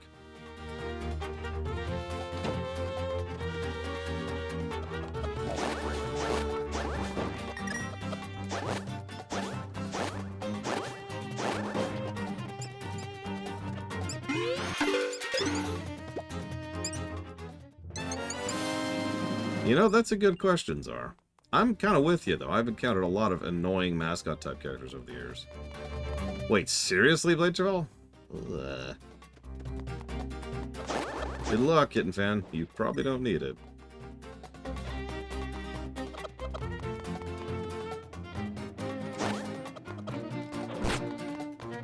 Oh my god, I can burn them with the lantern. That's hilarious. Thought I had something else equipped.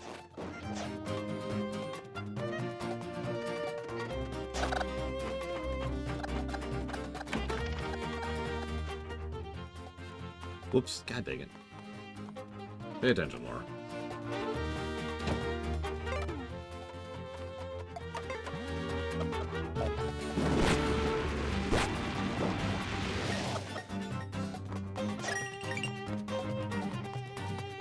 What's the worst heart piece in this one? I know I've 100% of this game once, but I don't remember, like, specifics.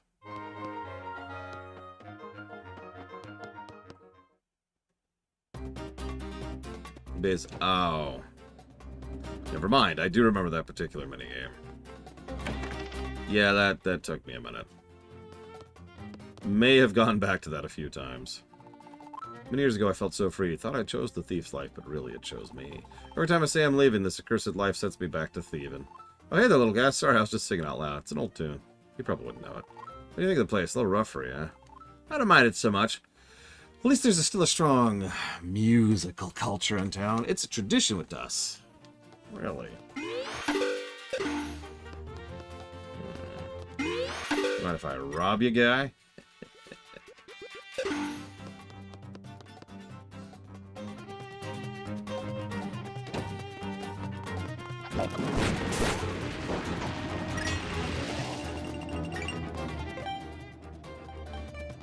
There's the hideout to the Gargoyle Dungeon, aka Thieves Town. We'll come back to that in a second.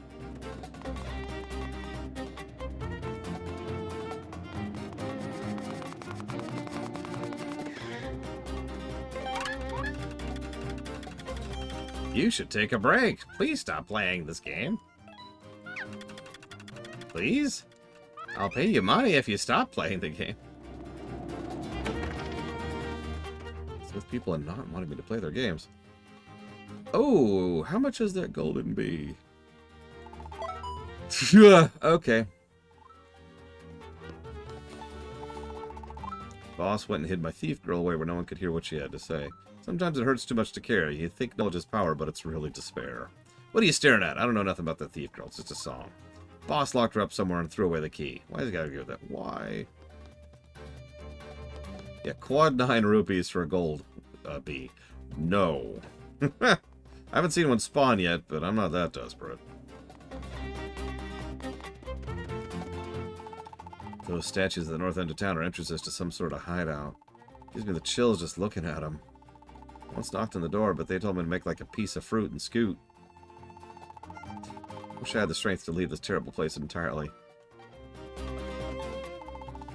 Though we have seen the world crumble before us, we must not give in to the corruption of thievery. Monsters can keep you strong. They are your only salvation, my son. You must don the mask. Don the mask. Don the mask. Don the mask. Don the mask. We are corrupt. Corrupt! Do not be deceived. Only monsters will save us. Don the mask. Don the mask.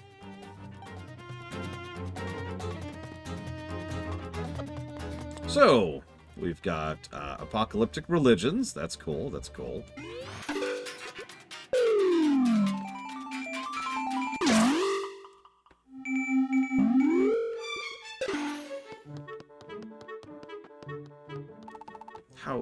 How in Hyrule did you get in here? My door is locked, Laura. Well, never mind. I'm actually glad you popped in. I was just admiring my new dress. What do you think? Glamorous, isn't it? Oh, you're too kind. Very sweet of you. So here, take this as thanks. I'll leave the door open so you can... Welcome to pop in and out as you please. Thank you.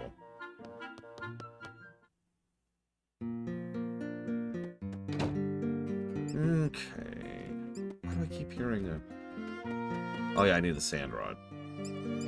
I was about to say, what? I got them all. Nope. I got all but one. But we have access to the Dark World. Excuse me, Low Rule. I need to not do that. It is not the Dark World. It has nothing to do with the Dark World. Well, you remember how in Breath of the Wild everyone was really thirsty for Link, Blade Travel? Well...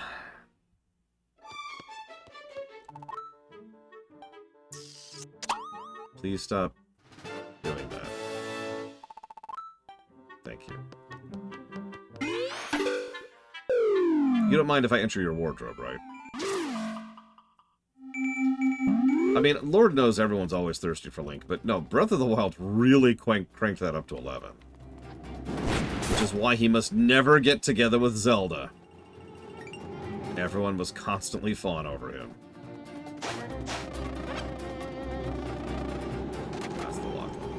I skipped a room. That was the chest game. Now, what's this room? Oh, this is the guy who was singing. Yep, okay. So, singing guy, chest room. Hold on a sec. Singing guy, chest room, transport, milk bar. No, I guess that's actually it. Well, we never poked at that.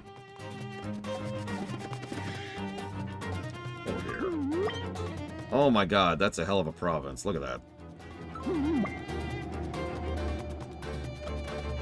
that. Okay, I know I'm a loser Dorcas loner, but that sounds like an awesome premise for a story. Link decided to finally get married, and it caused a war. Because so many people from so many different tribes and nations and towns and cities are all like, no!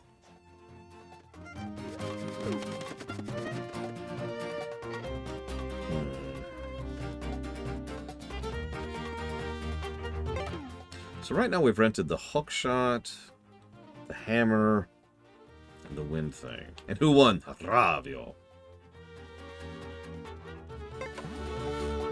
Let's...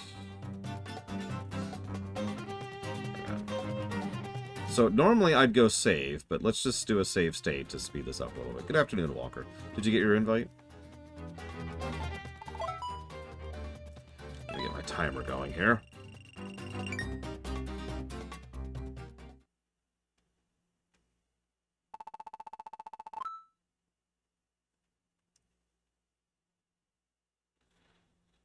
Second choice. Suavemente. Oh, okay. Sorry, Walker. I'm afraid it's time for you to be destroyed. For refusing to respond.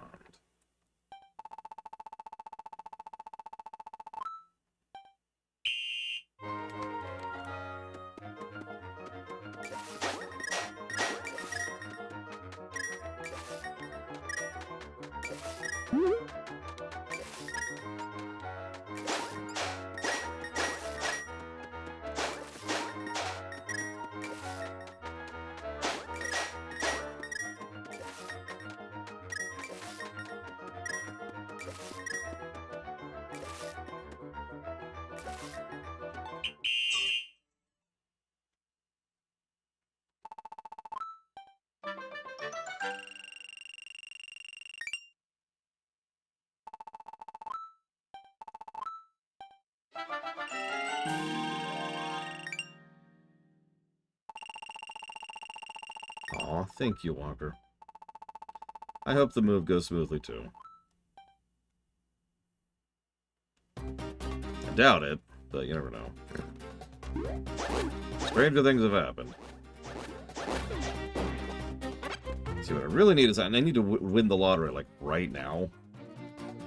Because, ironically, that would make the move go a lot smoother.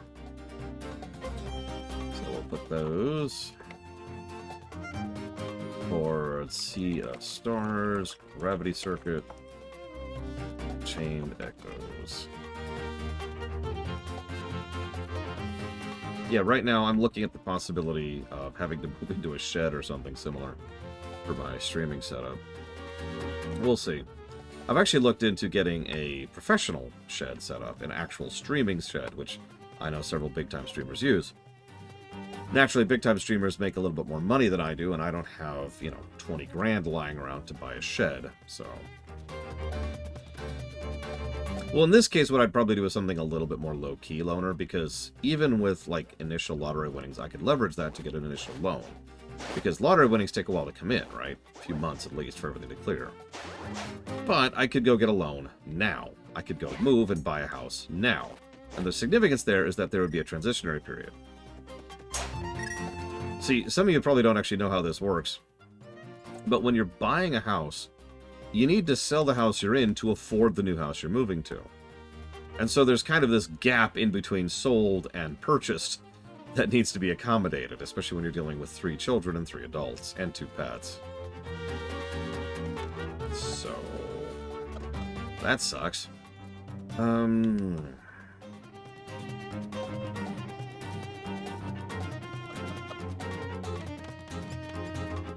So, unfortunately, what's most likely going to happen is we're going to throw some money into a fire pit and have to rent a place as the transitionary spot. I don't want to do the stupid... Can I skip the baseball minigame, Ross? I'm just kidding. Of course we're going to do it. Not right now. I mean, getting 2 mortgages at once right now is probably not happening. The housing market is just way too terrible.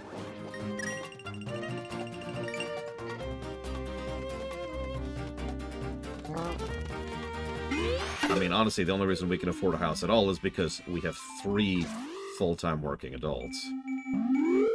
Which I just like to complain about in general. If that's okay, really quick. Complain, complain, complain. There we go. Welcome to you, Mr. Hero. Yes, so I want to buy...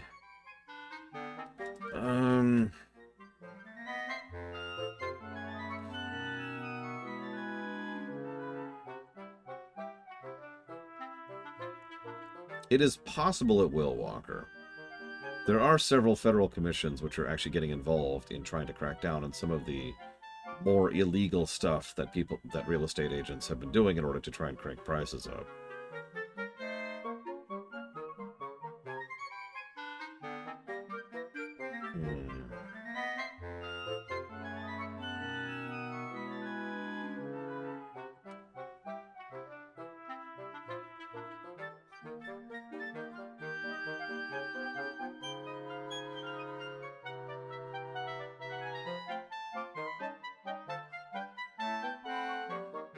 I'm weirdly torn here. I'll take a suggestion. What do you think I should buy next?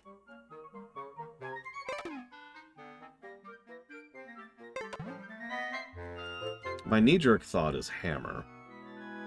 But we don't actually use the hammer as much as we did in the previous thing. We could also just get the ice rod out of the way. Be done with that. I believe we could upgrade it, too.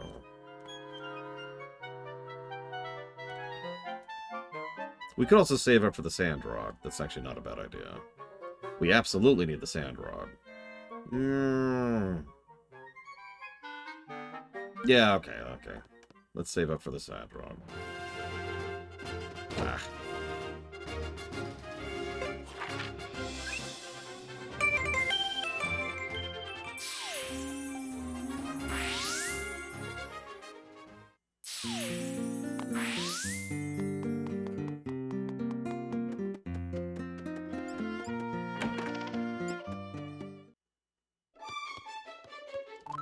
Please stop giving me hearts. Please. Okay, thanks.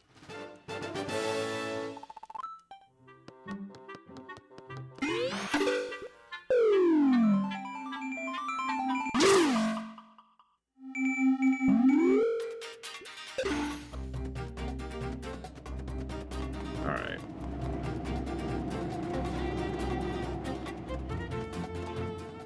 Who's there? Nobody gets past me unless you know all the words to the ultra-secret thief password song. I'll start the lyrics you finish them. Ahem. A smart thief fears the boss's wrath. Walking a narrow path. Sometimes it hurts too much to carry. You think knowledge is power, but it's really despair. Every time I say I'm leaving, the cursed life sets me right back to thieving. What a fetching voice. Come on in, buddy. Hi, Yura.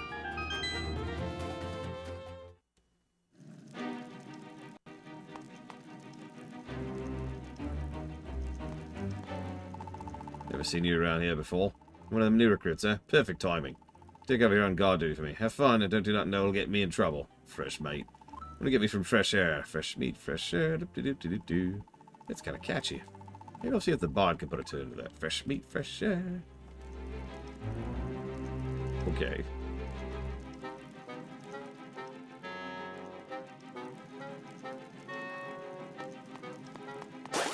Oh, hey, look. There's the boss store right here.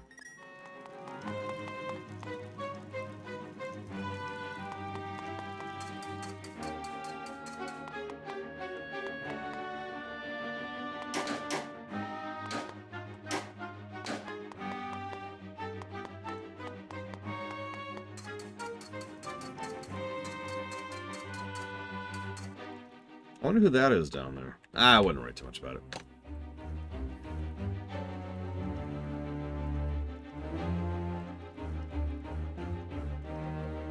Sorry, I'm thinking.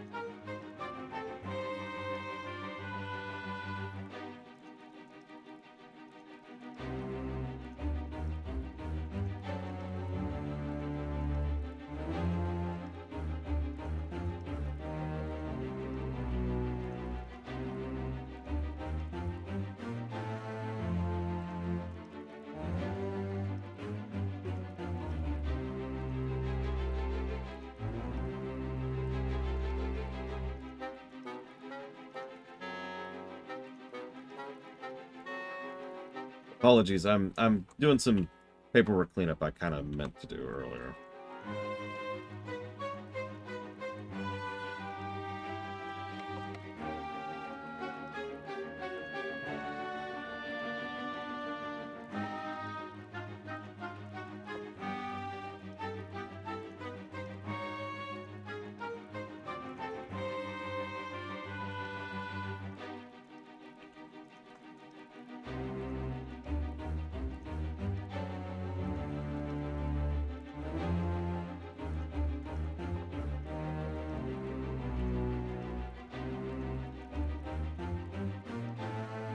What's the low roll name for Kakariko?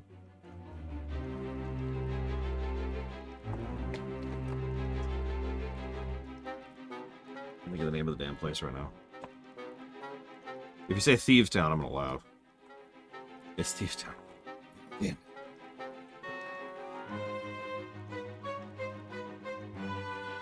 Oh, excuse me. I guess this dungeon is now Thieves' Hideout. The walkthrough recommends doing Palace of Darkness third, by the way. Although then again, it also recommends doing Ice last. Eh.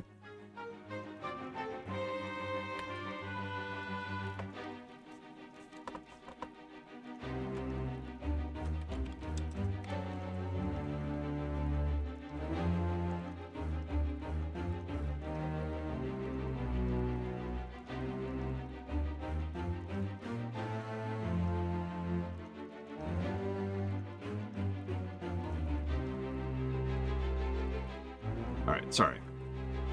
That'll do for now.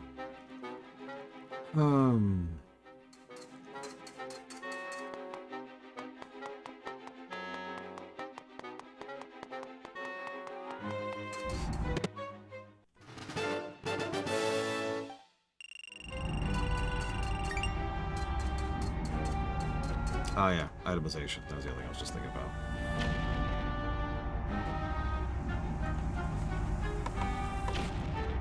I mean, this is a separate game, Yura.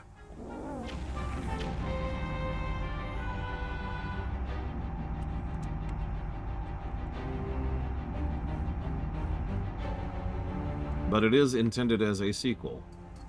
What's funny is it frames itself as a direct sequel, but no. This is actually an indirect sequel to LTTP. It's pretty much the same type of sequel that Majora's Mask is.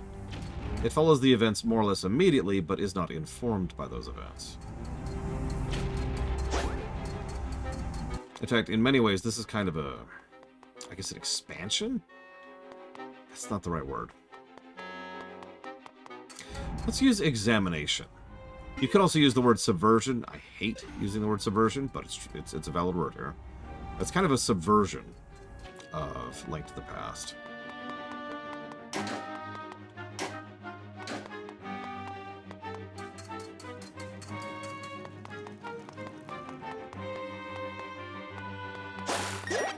An examination might not be a bad word, too.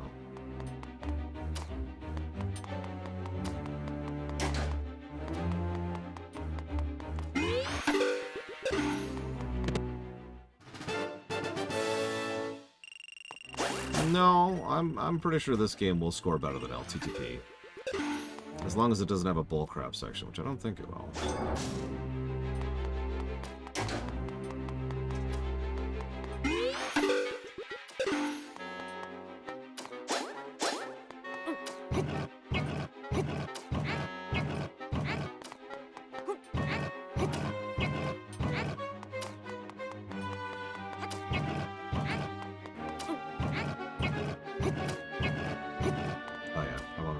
Too.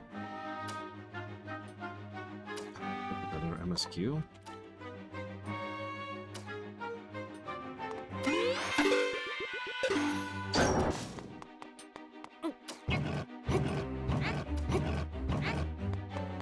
Where's the blue mail again, Kitten Fan? If you don't mind sharing.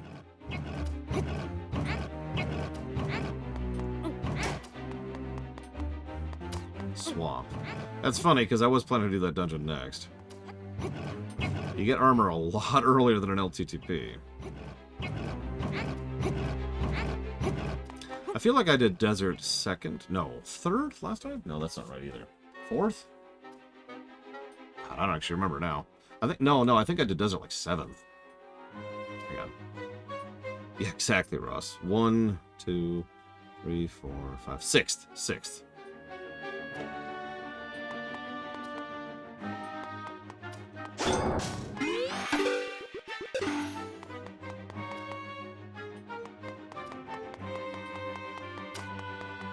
Oh, that's what I meant to do. I meant to go see if I could upgrade my damn armor or sword or whatever.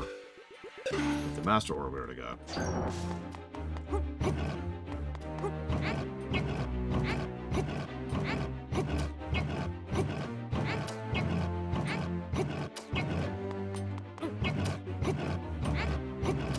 You know, a lot of what LTTP did right, this game also does right. Go figure.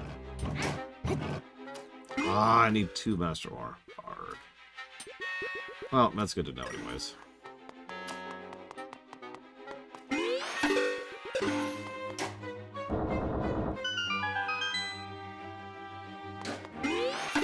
So I misread what you said at first there, Ross. I thought you said, this game is getting a lot of for the sake of it positives, and I'm like, what does that mean?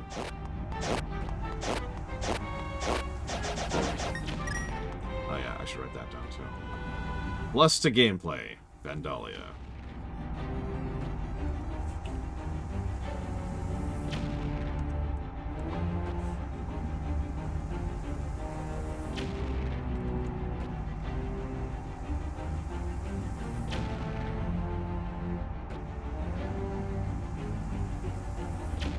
It's true. Texting is hard. At least it is in order.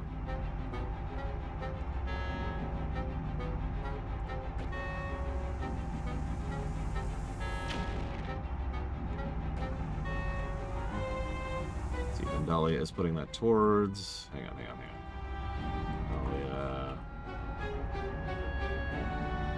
Vandalia... the awful block, excuse me. Awful block. That's what the one with comparison block. And Kingdom Hearts block. So many blocks. That is pretty pathetic, Vandalia. Not as an insult. That's terrible. And I completely understand and sympathize with you. Thank you very much for the donation. Back where I used to, where my girlfriend used to go to school for college. One of the biggest memories I have of that is you'd get on the tram, and my God, it would take absolutely forever to get anywhere. It was almost not worth it. The reason why, in case you're wondering, is because whoever laid out those bus lines is an idiot and has never actually played City Skylines. So they laid it out so that there was one bus that did just... you know, the ridiculous majority of the entire city by itself, which was exactly as useful as it sounds. So just doing a single route would take it forever. And the bus workers were, of course, overworked and underpaid, which is also pretty normal. And if you're thinking, well, why even bother having it? Well, the point of all that is it makes it cheap. Cheap, cheap, cheap, cheap.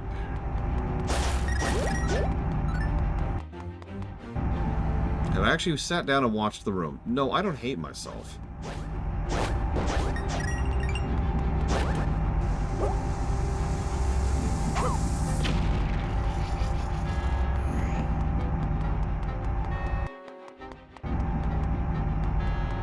Why do you hate yourself, Yura? Don't hate yourself. We don't hate you. Well, I mean, okay, Ross does, but, you know. Ross hates everybody. That's okay. See, I know everyone holds up The Room as the example of so bad it's good, but honestly, I just can't bring myself to agree. To me, it's just kind of awkward, you know? Maybe cringy? I don't like using the word cringe. Unpleasant to view. That's probably how I describe it.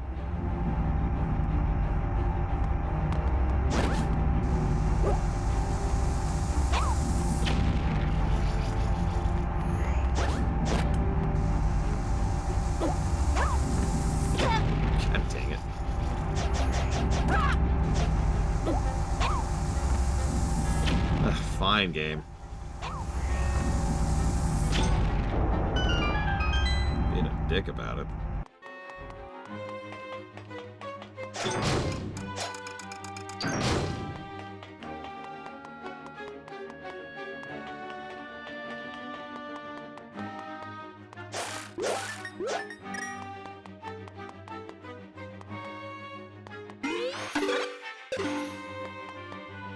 No, Yura? All we have going on right now is the nearest neighbor. You can tell by looking at the tops of the wall right here that I'm next to. It's all nicely pixelated. I wonder if there is an actual thing here. Actual filter. I never actually finished looking at this. Let's see here. Let's see what this looks like. Oh, that looks terrible. Oh, God, that's immediate, too. Look at that. Oh. Look at the difference on the wall. Just the wall I'm standing right next to. My God.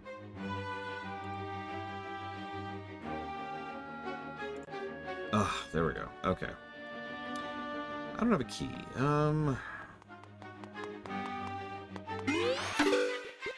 Not that I need one. Who are you supposed to be, and how'd you get in here? Hang on a second. You wouldn't happen to be looking for some kind of painting, would you? I knew it! That thing must be pretty valuable if the boss went to all that trouble just to hide it. Now folks are searching for it. I may have accidentally learned where the boss hid it. Maybe. That's why the creep locked me in here. Can you believe that? Say, we could help each other out. My name's Blind. Sorry. If you could help me out of here, then maybe I could help you find what you're looking for. Maybe. Let's get going. I don't want to spend any more time here than I have to. No babies about that one. Well, alright. Why don't you just turn 2D and leave? Fun little anecdote. I never realized how extraordinarily useful such a power was. Until I had it in D&D on my monk, and all of a sudden, well, the world was my oyster, put simply. Gotcha, Yura. What? I can't even tell what's happening here. Oh, there we go. Maybe? Hey! I'm found. Thankfully, I've played video games before. So, for the campaign we were playing, you could gain these demonic powers, right? I gained some kind of by accident, and I could feast on demons in order to improve those powers. Now, I kept getting all sorts of options to get much, much, much worse powers, but the first one I ever got, it allowed me to essentially turn into like a slime and then reform somewhere else, right?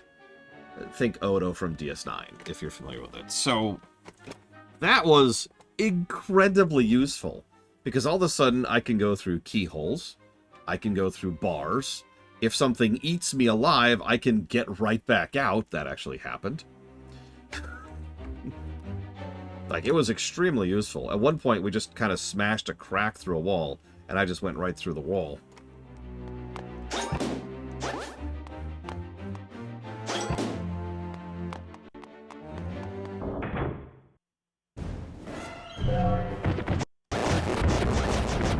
Well, that's an interesting thing to have happen.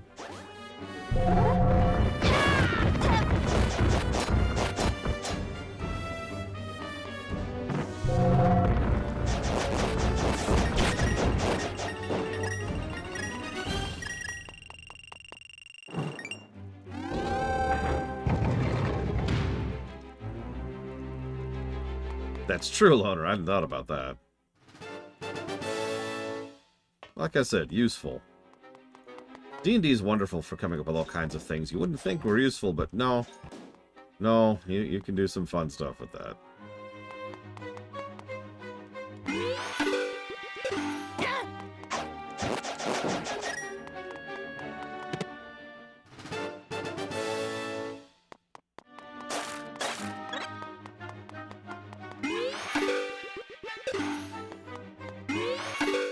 I'm gonna open the door from this side just to be cheeky. Oh, won't let me!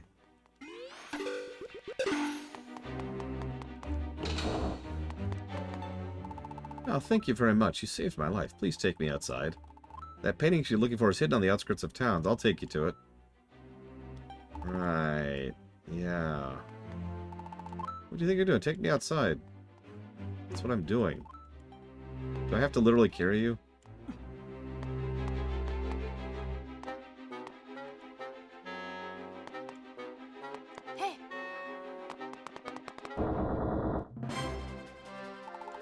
Locked in. Check that northern door. See if we can get out that way. Sure thing, Blind.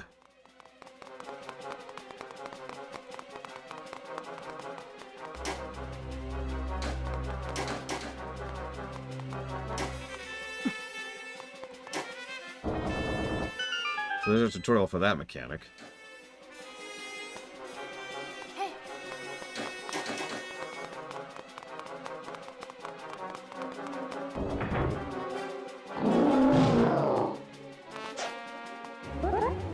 You can fight, right?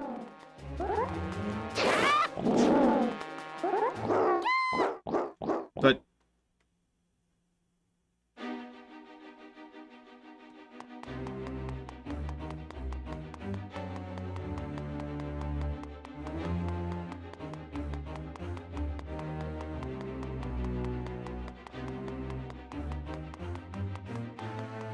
You're worthless.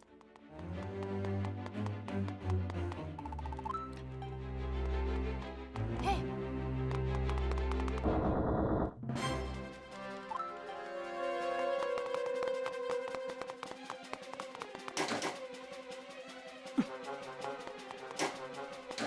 Hey. Yeah, I'm curious what the message was, Junk Garage.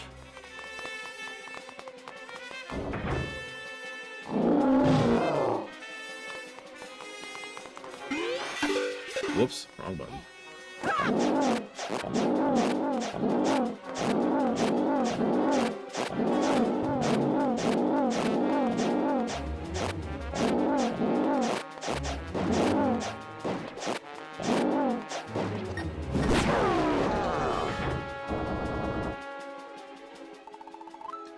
More where'd that come from? I'd help you fight, but they took all my gear and armor and, you know, all my other stuff.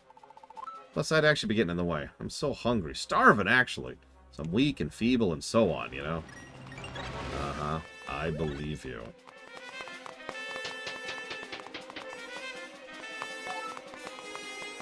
Yeah, Leon! I guess it could be worse. Hey.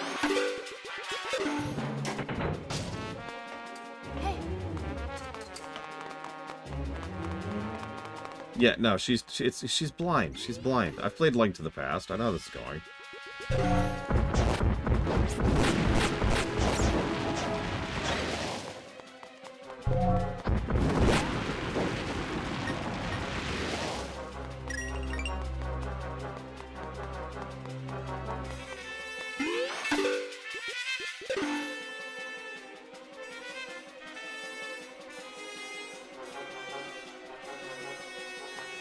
My God, Chunk Garage.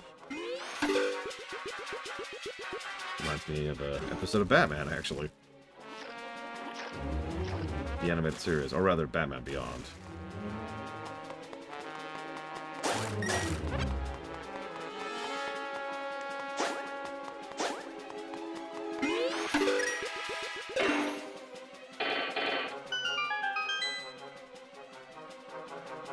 Probably not, Loner. Hey. I guess it depends on the creature, though. Yeah, it's Blind's great-grandchild. Yeah, my granddad was a thief, got in with a bad soul. We Blinds have been hated for generations because of what me grandpappy did.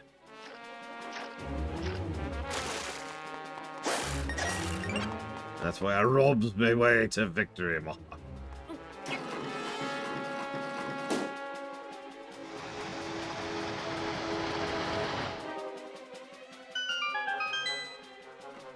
Yeah, I've seen GBA ports of WoW, but never a 3DS port.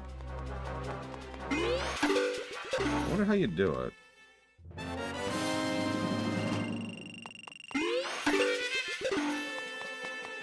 Also, it looks like I missed a chest. Wasn't even paying attention. Yeah, let's backtrack a little bit.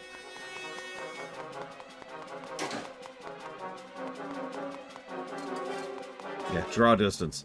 You can see from, like, where you spawn to Northshire Abbey, and that's it. This is a chest up there?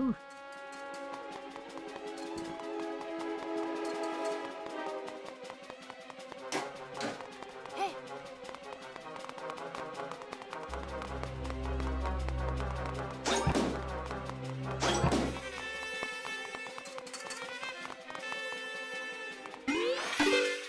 Okay, well thank you, Kitten Fan, for saving me some time on that.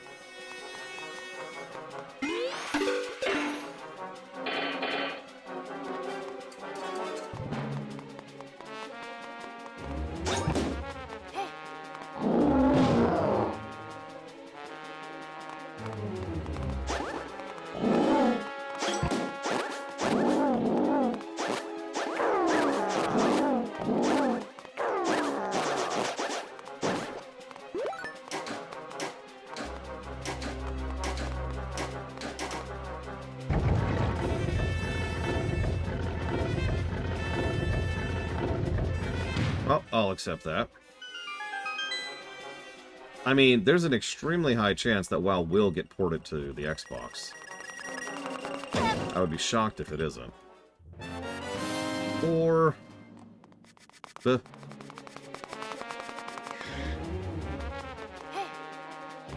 Alright, for anybody in chat who can give me an accurate explanation of where the orb meme came from, I'll put $1 towards a game of your choice right now.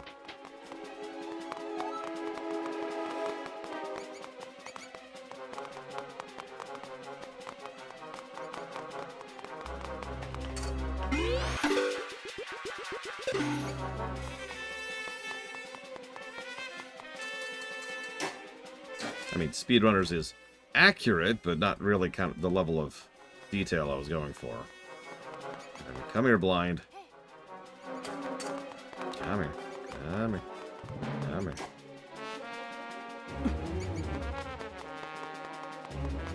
Frickin' blind, am I right? I guess I should call her, like, Blind 2? Blindetta? I don't know. Blind Arena? Blind on fire?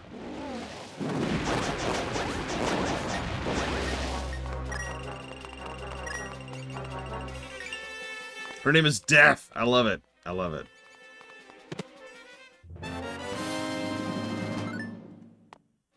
Any percent for this game?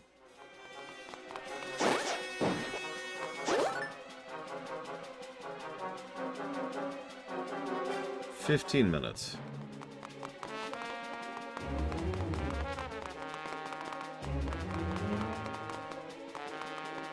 1 hour 20. Wow.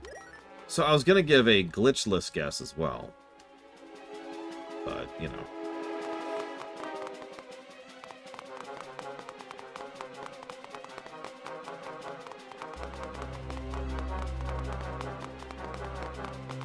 That's still not what I would have guessed for glitchless. Hour and 20 is crazy.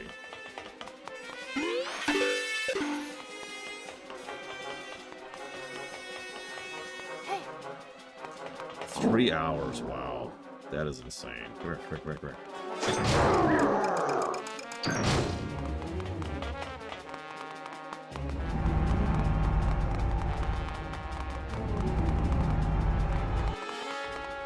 And yeah, I'm kind of the same way, Rezacarito. I'm a pretty big proponent of no PvP in D&D. And I stand behind that pretty solidly.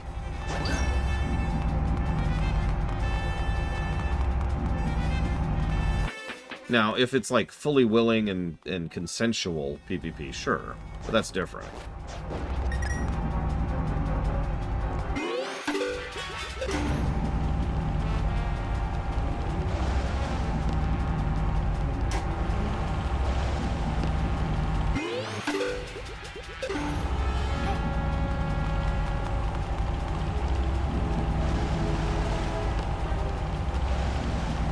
No, come here. There you go.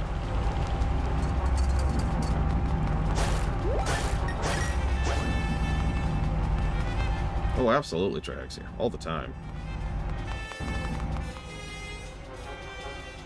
No, Vandalia. Although, based on what they say, we're talking a bare minimum of 3 generations. Probably longer than that, knowing their propensity for millions and billions of years.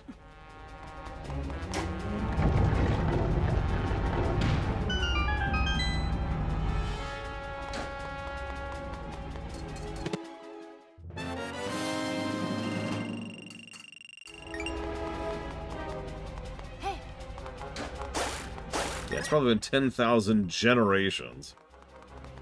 Which is, like, longer than we have records of in real life. I shouldn't say that. We might have not have records that long. Or we might have records that long. Not off the top of my head, no, Yura. I know you're talking about, but I don't remember where he is. Anyone remember where the teleporting frog dude is in Wind Waker? Like, initially?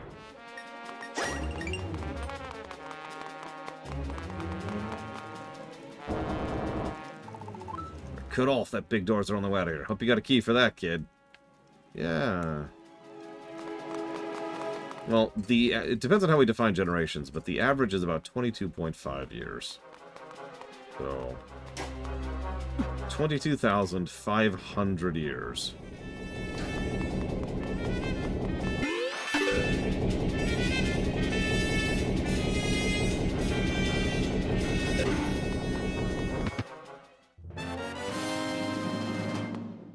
Hey. I love it. The dungeon key and the dungeon boss are right here.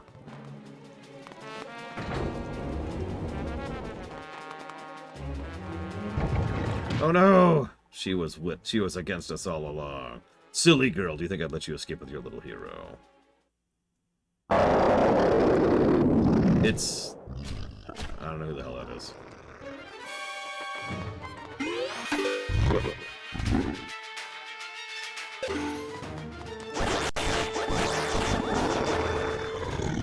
Stall blind. Yeah, there you go.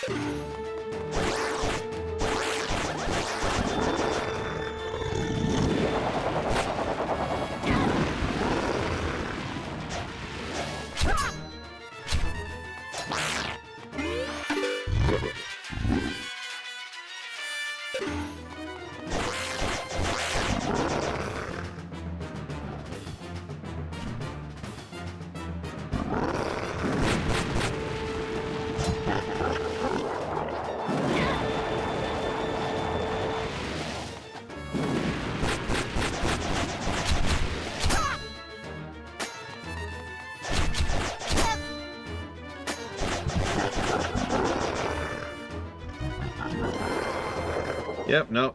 He takes after his grandpa.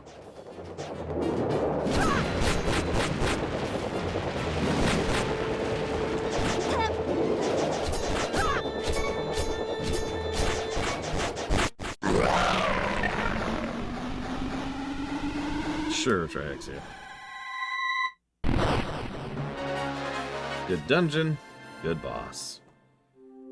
It's rare that you see a dungeon whose theme is Escort, and it actually works out, but holy crap. Props to them for managing it. Let's go. That door will lead us out of this place. Yeah, can I get the heart piece? The heart first, please? Okay, okay. Cool.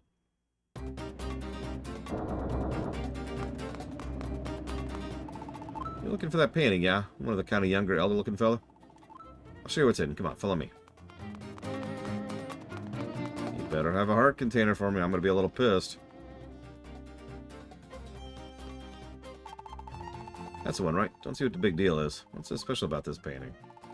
Actually, now look at it. It's kind of interesting. I like the whole flat look going on there.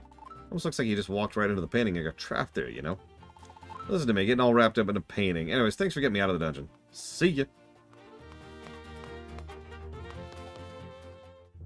So yeah, the implication there is that the mob boss was actually the descendant of this world's version of Blind. Or depending on how long they live, Blind himself.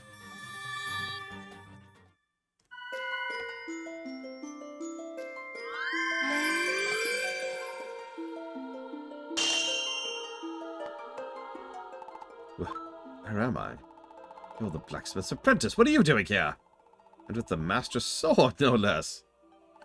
That can only mean that you have rescued me? I always thought I was the hero of our day. I was the one who would be there for Princess Zelda. It seems I am only a sage and not the hero. How very odd. Yet now I know my place in all this. I pledge my support to your quest, little hero. Thank you for saving me, Lord.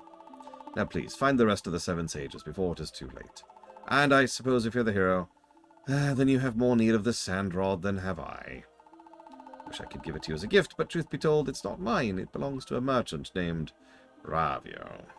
I rented it, and the deal was that if I fell in battle... Well, never mind. I need to get it back to him, but I seem to be stuck here. So return this for me, would you?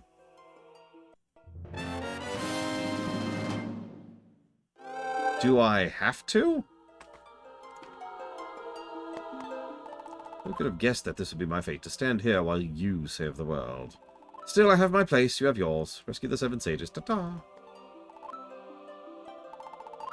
Okay, he doesn't say anything different.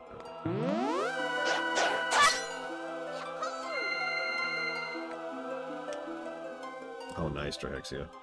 I imagine he enjoyed that experience tremendously. Oh, lovely Zelda. What's it like to be a princess from a kingdom blessed by so many happy endings? Once upon a time, Lorule was such a place. Once, but no longer. Lorule was just like Hyrule, so very beautiful, so very promising. We have need of a hero, and your lore is superb. We all deserve a happy ending, don't we? I can only hope lore is victorious.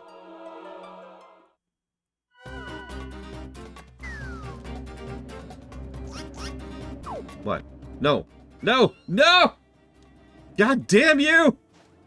Tingle! Hi, Quack.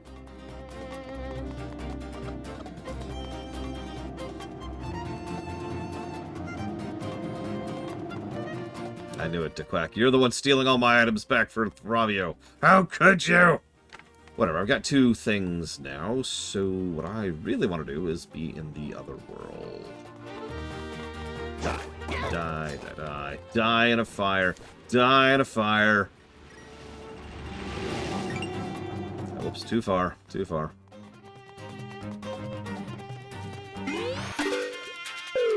This is why I should never have fire powers in real life, because if something gets in my way, like, I don't know, a nest of ants or something like that, they're going to regret that action.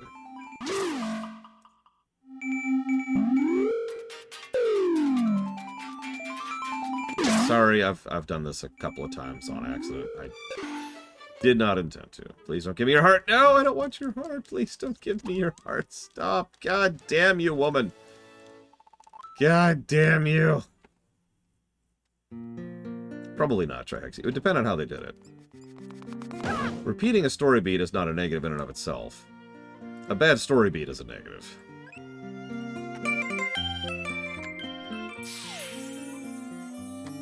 Yes, I know, she's still kidnapped. I'm working on it, game! God! Judgmental.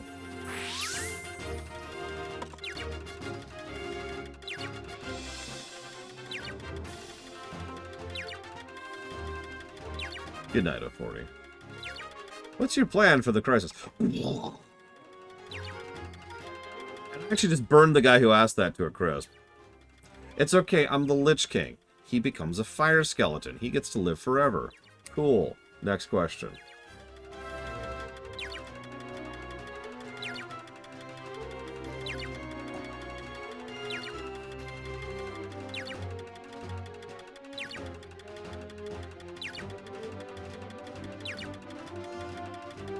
It is stall blind. That's what I thought. Okay. You know, this is... honestly, I would say the second best... yeah, I think this is the second best version of fast travel we've seen in the Zelda series to date. What? You should quit playing the game! Please! Stop playing the game! Please! Why are you still playing this game? There we go. Yes, behind Breath of the Wild. The only thing that makes Breath of the Wild's not quite as good as the load times, and that's kind of a hardware issue, you know? Stop playing the game, kid! Sorry.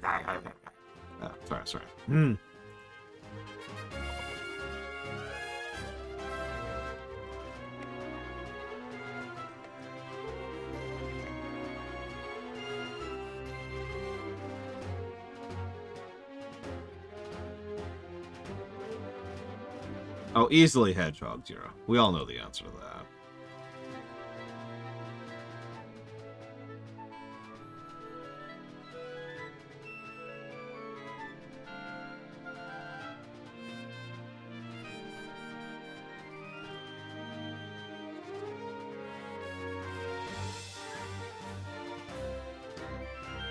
3,000 rupees for that bottle. I wasn't sure the exact amount. Yikes. We're gonna put a pin in that.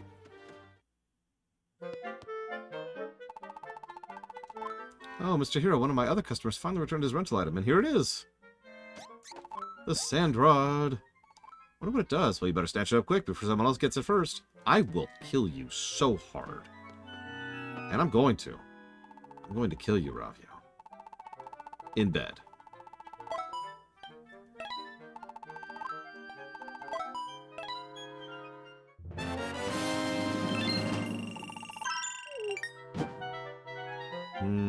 And let's go ahead and buy Frost while we're here. Just get the big expenses out of the way.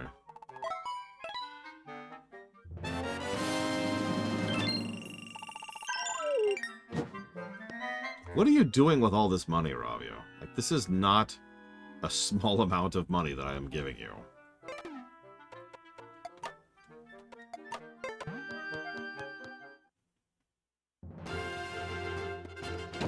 Buy 1/3 of a house. Ouch. What? That should hit him.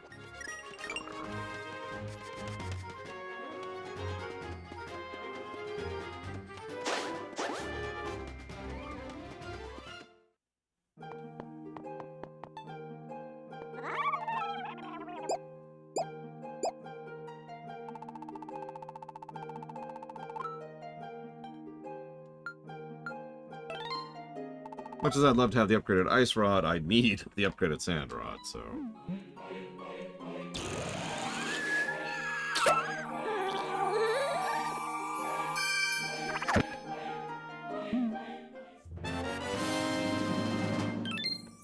Okay.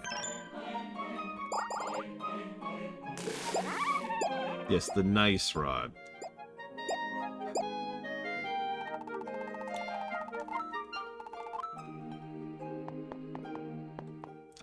Damn it, Snake Eyes.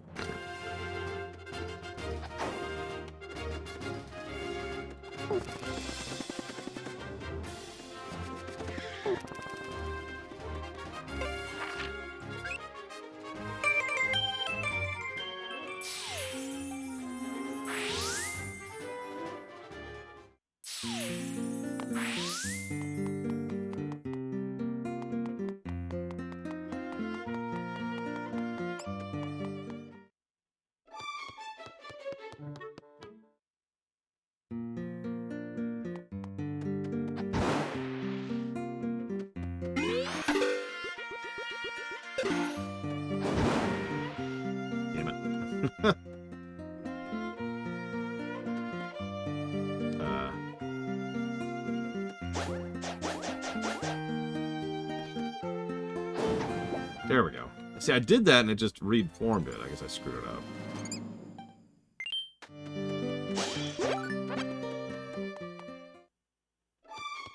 Oh, and that should be... Yep, that's all of them from this earth. It's the first area we've actually swept on those. But yeah, let's go get the mitts, I think. I believe it's the only unlocky thing we don't have right now.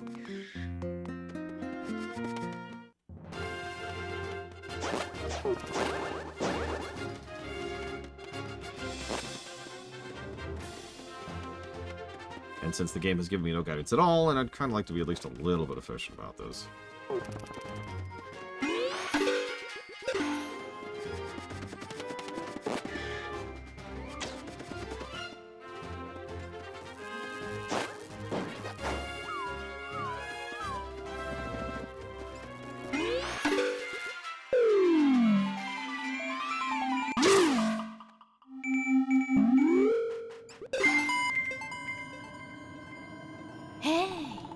Back to Lowrule Kingdom, Lar.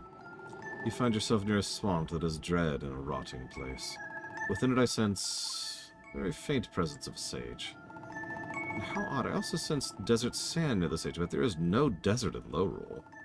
Furthermore, I foresee you must bring an item into a temple there that will give you control over sand. I say again, there is no desert in Lowrule. I do sense the start of your path is here, though. How baffling. Oh well.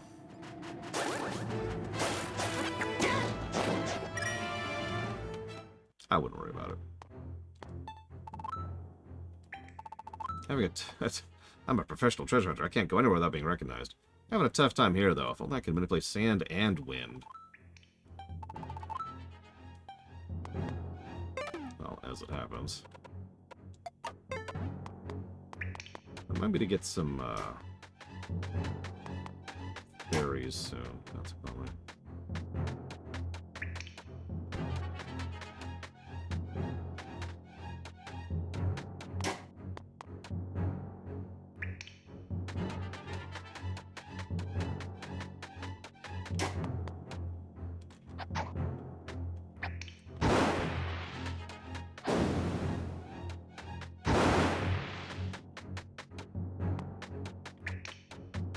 What'd you do, kitten fan? What? Did you do that?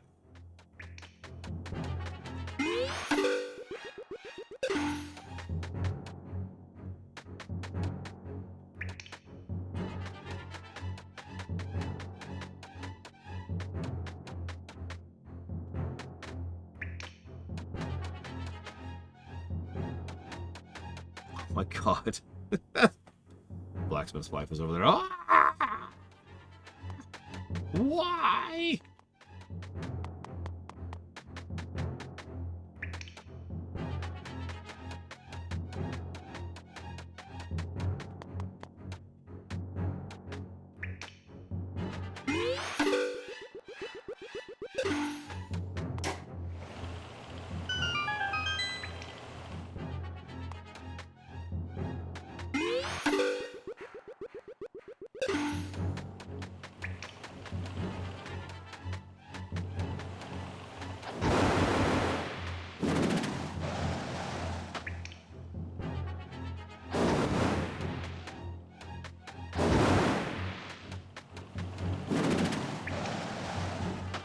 What?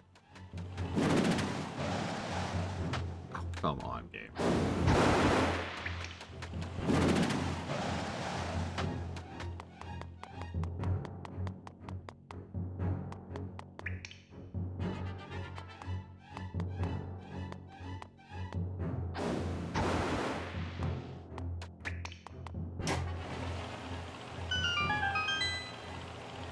Yeah, silly me, Bregman.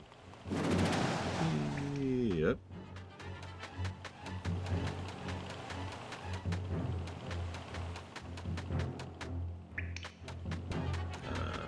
Oh, there's my treasure. Ooh, the treasure. Hello.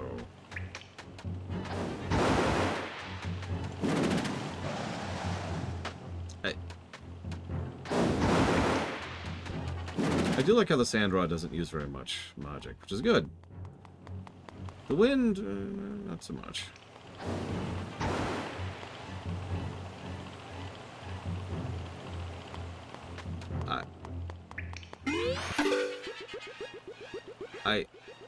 I don't even know what to say to that one, Ross. That person has not played Second Quest. That's what I'm going to say to that.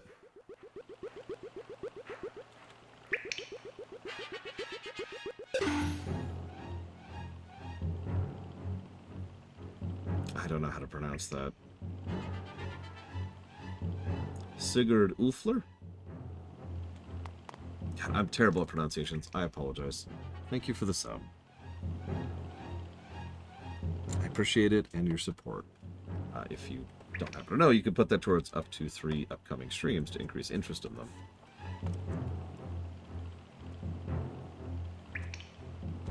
Hey, Spartan. What was I going to ask you earlier?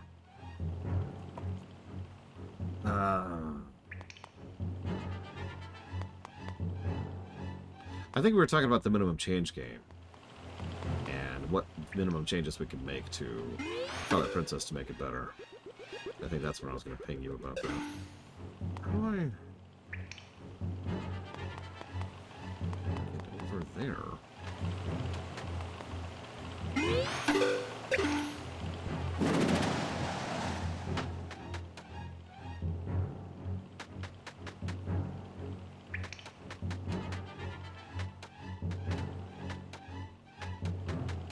Like, I've solved the puzzle and I don't know how to reach the chest. More Midna. I mean, if we did our intended solution, which I'm not going to say out loud because I don't want to affect Spartan's thought process, yeah, that would qualify.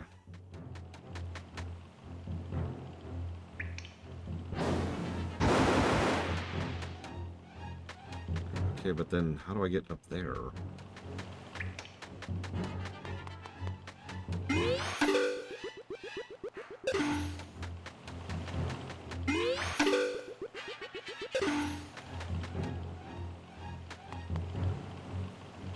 To the division? I don't know.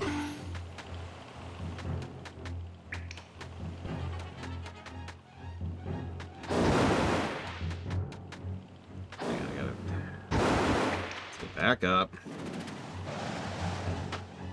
Whatever this is probably not worth the amount of time I've already put into this.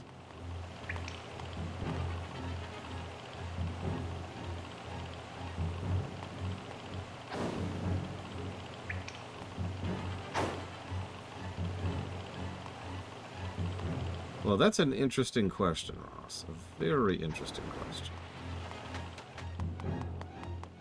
I don't want to... Nope, that doesn't have a thing over. I guess I could do like this, maybe? Slip me over? Nope.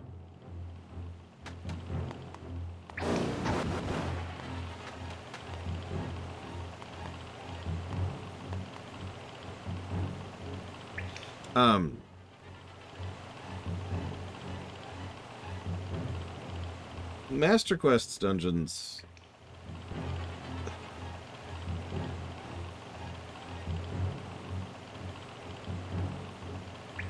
do not hold up as well under proper analysis, is how I'm going to explain that.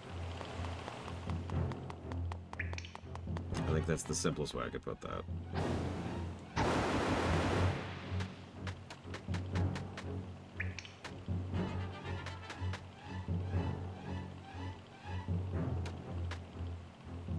So this is the first spot. Now what? Oh, I think I get it.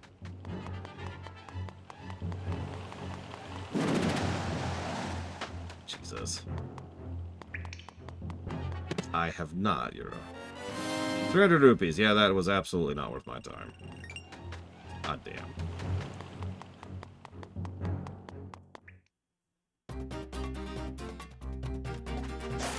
So, I was going to save this speech when we get to Ocarina, but since you're here, Ross, and since you don't care about Link Between Worlds, not that I blame you, this game is just terrible. Oh, why would anybody like this game? I'm happy as long as my feathered friends are with me. Well, that is before they got turned into monsters. In which case, I should have been changed along with them. I thought, so I put on a mask enchanted. A lot. I tried to admire the yellow-winged monsters that live nearby, but as soon as they land, they spit out these bomb-like things, and I can't get anywhere near them. I might be able to get closer to one if I had a shield. Bring it.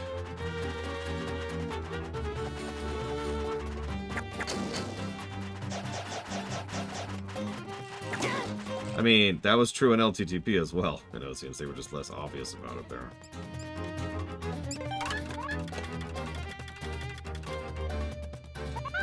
Well, so, okay, I'm explaining my question differently, Spartan. So let me return to Ross's question real quick. You probably don't remember this, Ross, but when we were trying to do the review of Master Quest, I was very much in a hurry and kind of stressed because of the nature of how we were doing that review. So this time around, I thought I'd do it a little bit more proper-like. So, I've said this pretty overtly, but to say this just outright, I have already reviewed Master Quest off camera. I've been doing it off and on during the course of this run. In fact, I was doing a little bit of it back during Breath of the Wild to give you an idea of how long I've been working on that. Just inches, bits and pieces. But actually going through Master Quest while taking my time and really bothering to, you know, analyze and pay attention and generally do a proper review of Master Quest sucks. I can actually tell you right now, because I've already written down all my review comments on it, obviously. Right here. But so far, Master Quest has gotten a grand total of 4 positives. Can you guess what they are? and 17 negatives. While we're on the subject.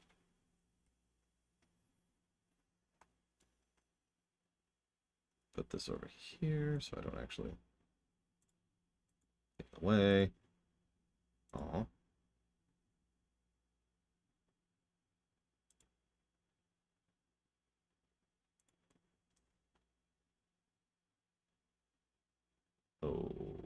Okay. Sorry. Something unrelated. It's my bank, but it doesn't matter. What have we got? Ross is like, I refuse to guess. Well, Ross is thinking about that. I'm going to go back to Spartan's question. So the whole point of the minimum change game is to change as little as possible to affect as big of an impact as possible. Either to make something substantially better or something substantially worse. So what we were doing earlier was we were playing the minimum change game for various Zelda games. What's the minimum you could do to improve the game as much as possible? Which brings us to Twilight. Now, Twilight's already a very, very solid game. So what's the smallest change you can make that could substantially improve that game? There's a lot of sand over there.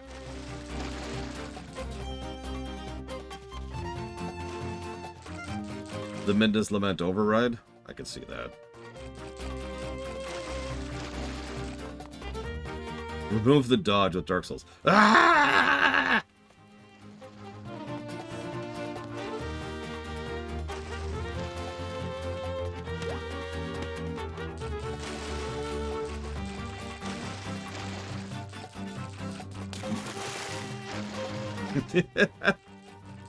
I actually assumed you were trying to make the game better with one change. Although you're right, that is another version of the game, is trying to make the game as much worse as possible with one change.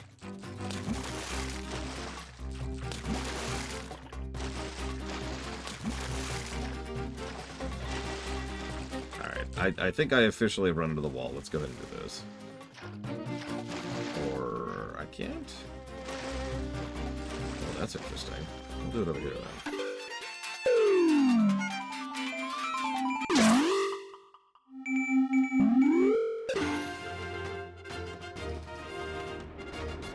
Go away, Vulture.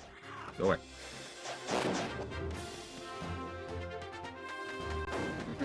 Well, one is for the Deku Tree. Master Quest Deku Tree is very creative, fun, and interesting. That's probably at least part of why I was so impressed with it last time. One is for every level in Master Quest. Let me explain what I mean by that. There's a lot of non-standard interactions, for lack of a better way to put that, in Master Quest, and they don't do a great job of tutorializing it. But the new interactions help. It's stuff you could have done in the base game, but nothing really tells you that. Rather than giving you a specific example, because I don't remember any off the top of my head, let me explain it this way. How many of you played Mario World? For those of you who have, you probably remember that there's this thing you can do, where you can bounce off of people and just basically be invincible as you're jumping off of an enemy or a spike or whatever. So spin, spin, spin. But you don't need to do that in Mario World. In fact, nothing even tutorializes that in Mario World, because that's kind of an extra feature that was tacked on pretty far into the development line. But it's there. So when Mario Hacks started coming out and started taking advantage of all the features that Mario World had, they started using stuff like that and making them mandatory. Sense make? That's the kind of thing Master Quest does.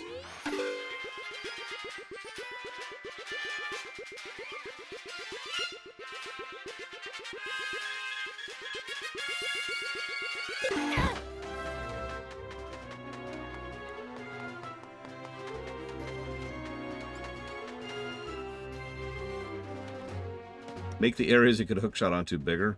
Yeah, I could see that.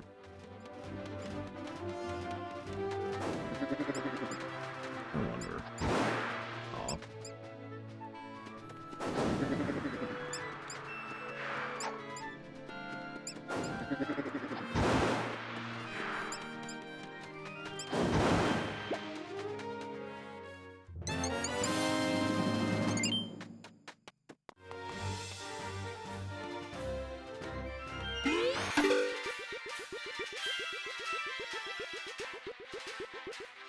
Yeah, as much as I want to just play Ocarina back to back, no.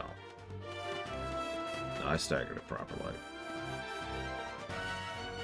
Here's another positive. Jabu Jabu Master Quest. They actually improved the Ruto section, which is widely considered to be one of the worst sections of that particular dungeon. And the additional progression mechanics and how clever they are actually worked pretty well for me. The final one, and it is the final one, is Spirit Temple. Now, you're probably thinking, I remember you having issues with that. Well, yeah, because I also gave a negative to Spirit Temple Master Quest. The problem is, in Master Quest, Spirit Temple really is 2 dungeons. It is 2 completely separate and distinct dungeons that don't really connect with each other particularly well. Where am I going? Actually lost track of myself. So, one of those dungeons got a positive, and the other one did not.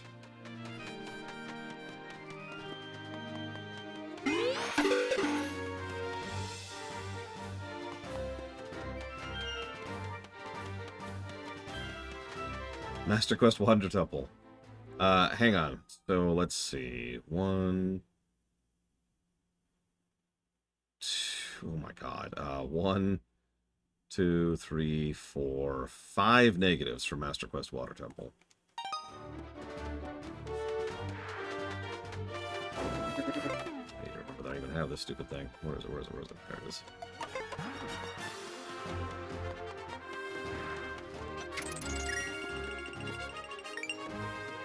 Yeah, it's not great. What am I doing?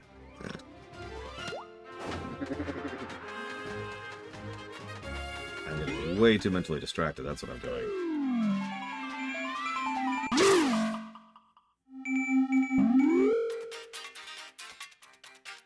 Getting down on the map, I have no idea why there's 2 of those.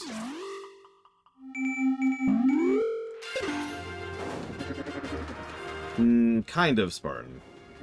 There's only 2 Zeldas with a Master Quest of any real note or worth. As in, something that would actually be reviewed. And those are Zelda 1 and Ocarina of Time.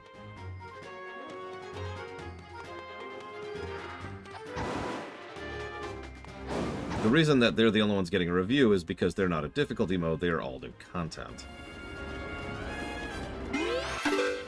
So, for example, Master Mode in Breath of the Wild, or Heroes Mode in this very game, or I don't remember the others, but I know there's others. Those don't get reviewed because those are just a difficulty option.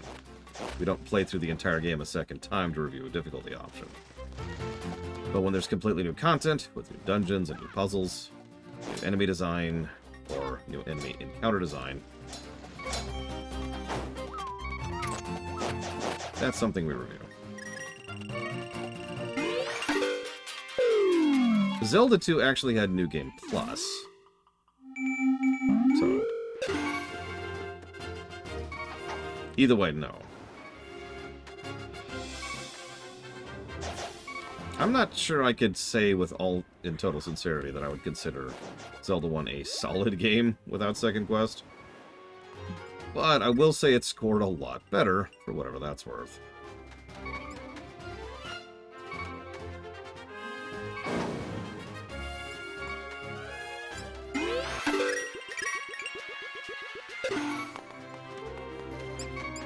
Guys, I am not reviewing Breath of the Wild 2 times in a row. You're insane. I'm not sitting down and playing through a 60-hour game twice in a row. I'd rather kill myself. Either way, I don't think it deserves a separate review anyways, as I already mentioned.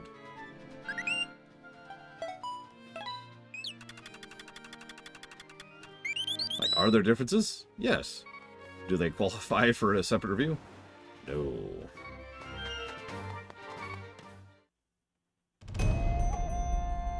Desert Palace. With low health.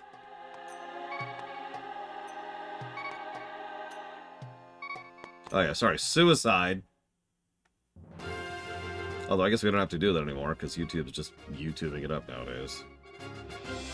I feel like I missed something on the way here. I guess not. Whatever.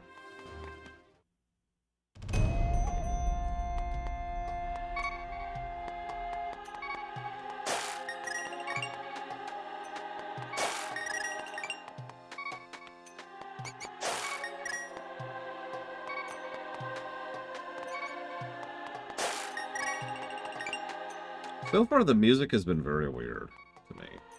I don't mean that in any way as a negative thing. Rather, so far the music has been better when it's not a remix. Like, most of the... Well, I guess a lot of the dungeon songs are remixes, so I guess that's not true, but you get what I mean, right? Like, when it's the Hyrule theme over again, it's fine. But when it's the dungeon song, it's awesome. You know what I mean?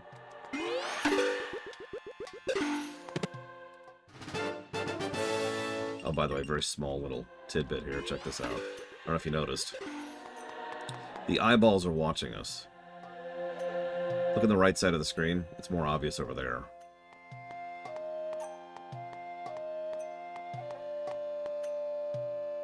Kind of a BMOS parallel there.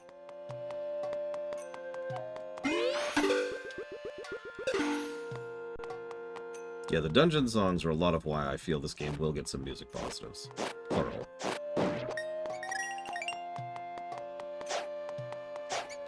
the rats are huge in this world. Hey, Raven King.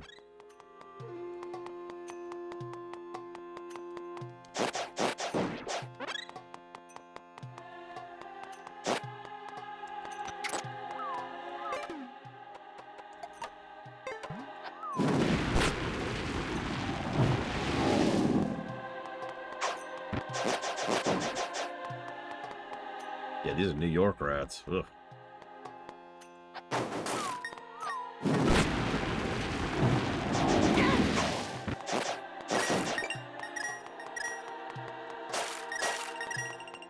I think the Palace of Darkness might be one of my favorites, but this is definitely up there. So BMOS operate a little bit differently, as you can see.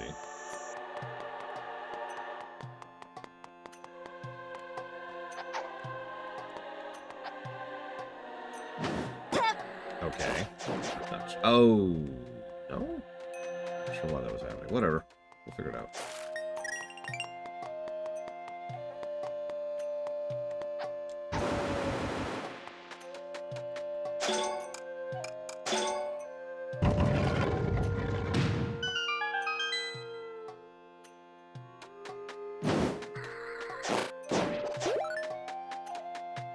The music, Yura?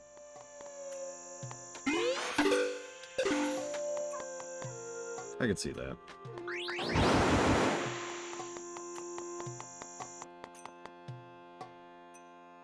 Honestly, ditto, Ross. Granted, I haven't been playing the regular one, but I've been in a very Zelda review mood, mainly. Go figure. And I stand by that as well. Dodongo isn't exactly a particularly difficult dungeon, but it is extraordinarily well designed. It's arguably a better first dungeon than the Deku Tree is.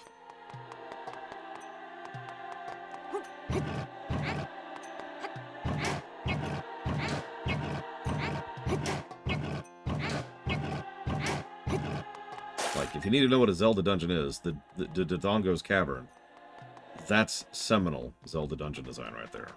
We're probably going to get above 3 positives to that dungeon.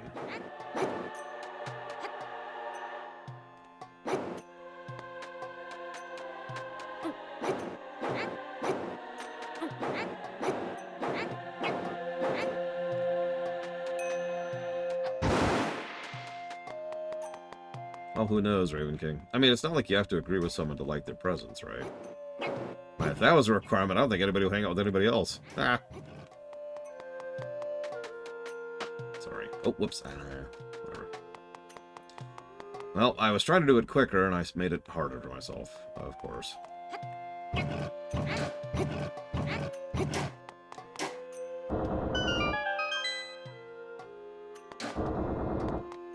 I mean, I'd take Dodongo over either of our current presidential candidates here, but I'm trying really hard not to talk about that again.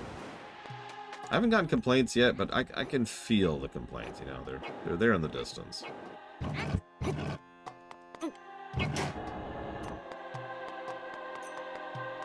Biding their time.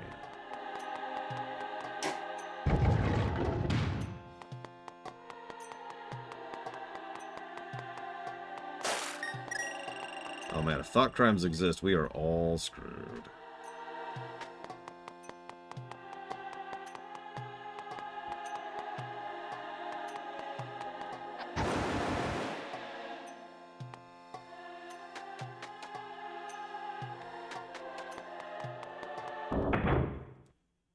And that's why I think...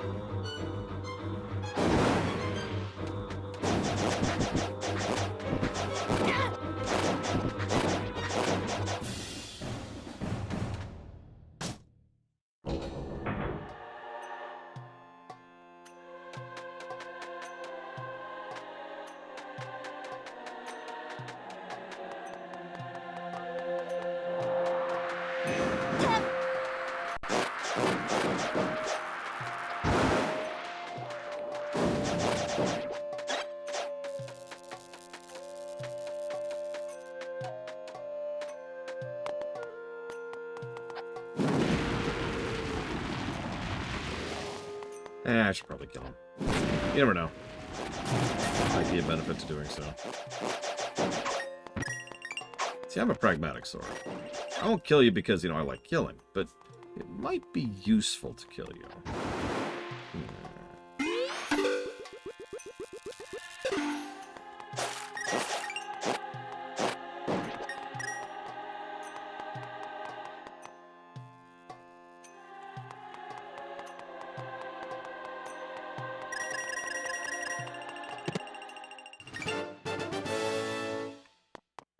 That is a lot of treasure chests. Holy crap.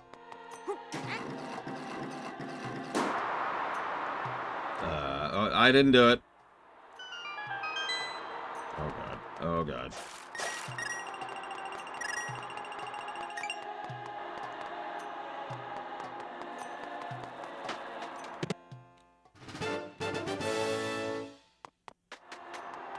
I mean, Vader hated me anyways. Like, I'm sorry, his taste in women is questionable at best.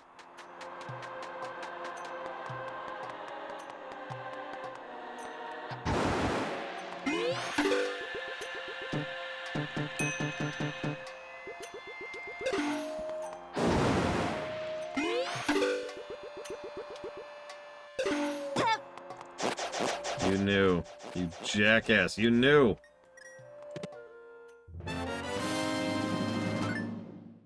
Okay. I don't think Padme has a taste in men.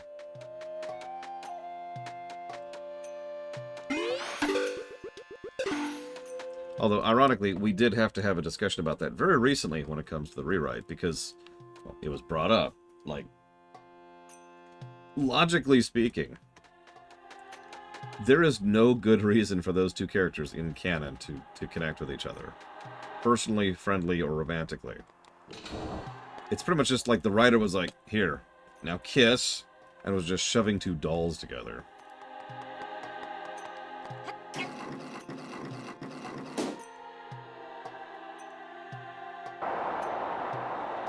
Well, they're dead. Hopefully. Nope, they rose to the surface. That's actually worse. I've ever had fun making a lamentation. No, I'm gonna go with no. I am satisfied by several lamentations because they're they're well done. I got a lot of work done, or I did a very good job with it, or whatever. But actually enjoying the process,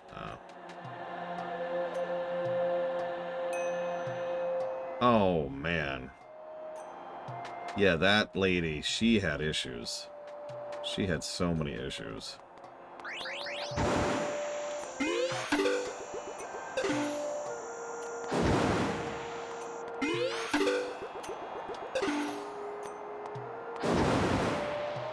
I know it's shocking, Ross.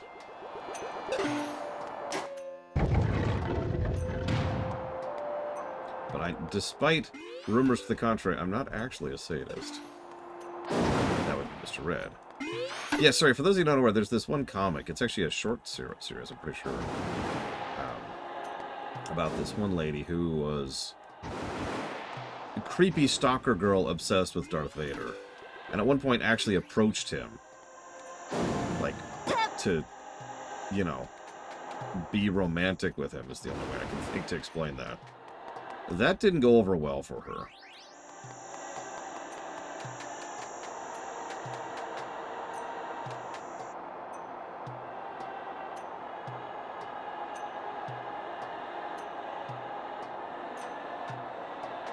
Well, stream is different. I've enjoyed plenty of bad game streams.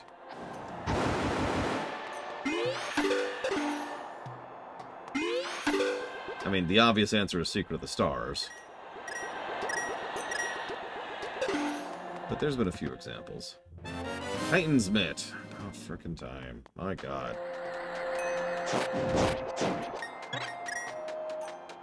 We did it. We beat Thieves Town. Equivalent.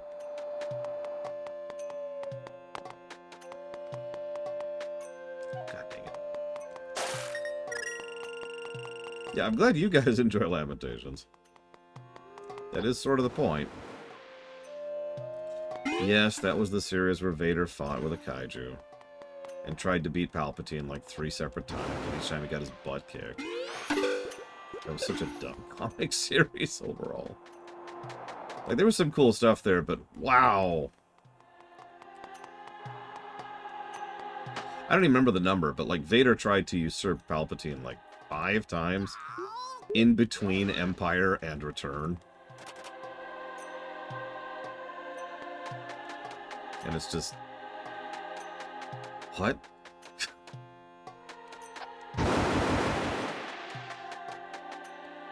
That's interesting.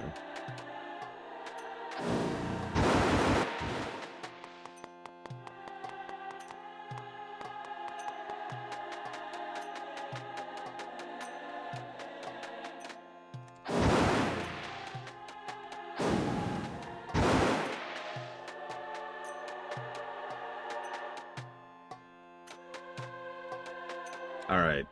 I'm gonna ask you to explain yourself, Ross. Just once. That's all I'm asking. I just want to ask you a question. It's nothing big. I just want to ask you a question.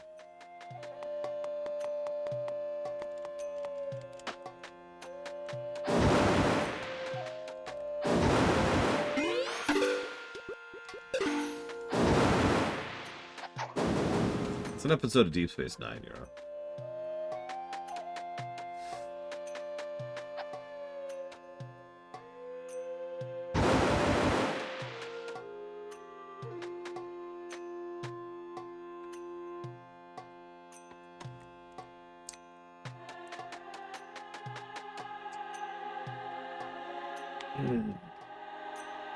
Listen, it's only a game.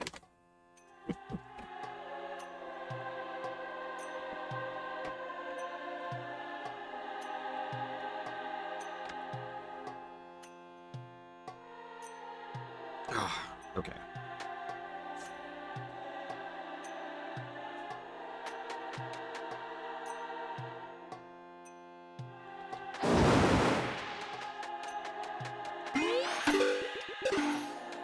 I do find it funny that the best part of the entire episode is the only part that was on accident.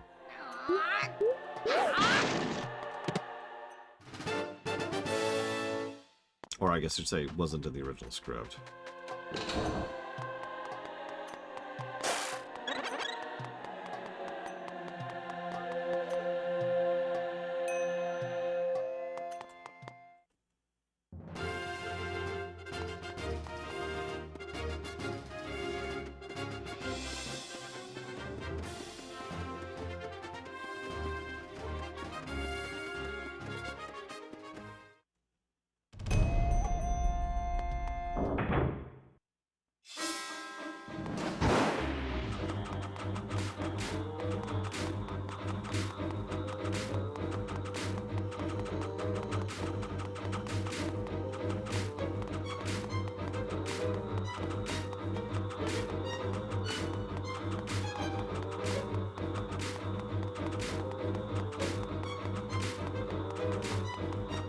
How's your day going?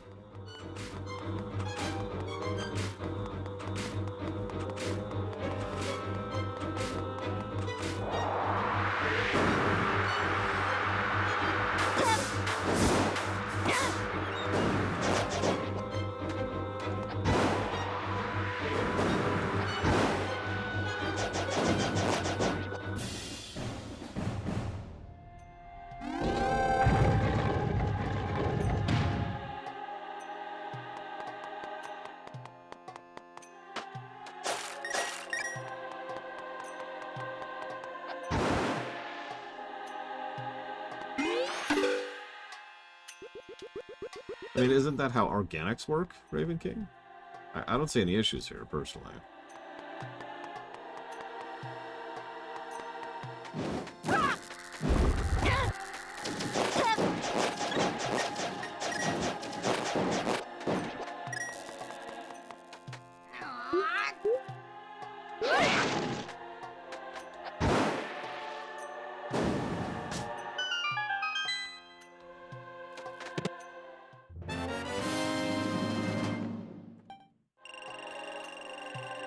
Yeah, I'm not a big fan of Let He Who Is Without Sin.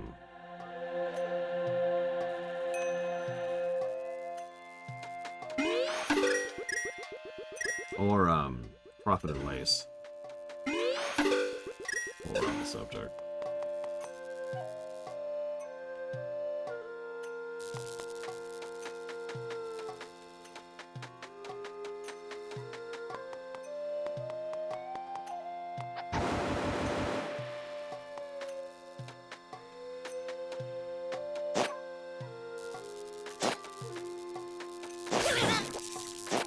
I forgot to upgrade my sword, didn't I? I just realized that. Whoops. Oh well.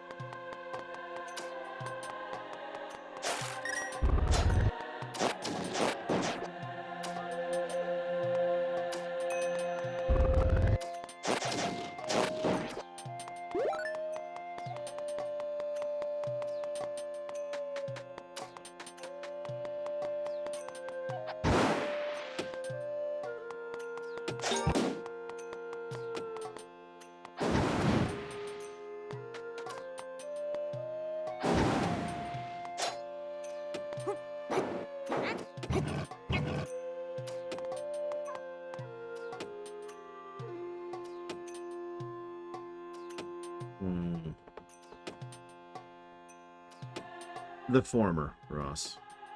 I'm too much of a reviewer to not be able to recognize the good in an episode, even when 45 seconds completely destroys the entire episode. But there's a reason I keep pointing out how absolutely horrible that last minute change really is.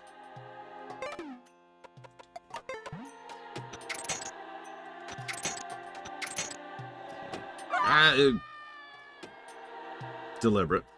Very deliberate.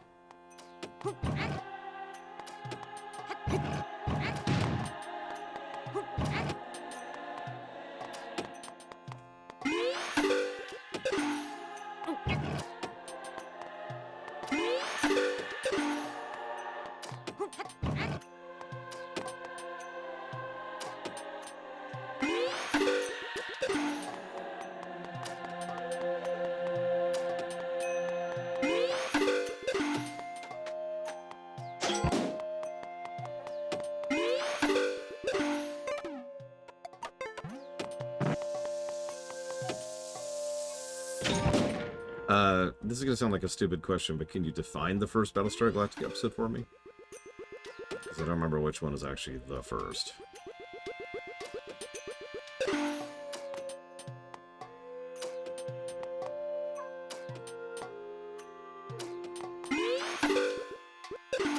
But yeah, to use my own review system, Dear Doctor is a good example of an episode that would probably be a net positive.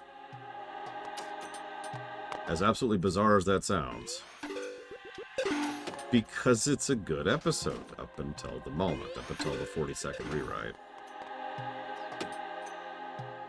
33. That is an extremely good episode. Probably my second favorite episode of Battlestar Galactica, which isn't saying much, because I don't like that show. But it's still true.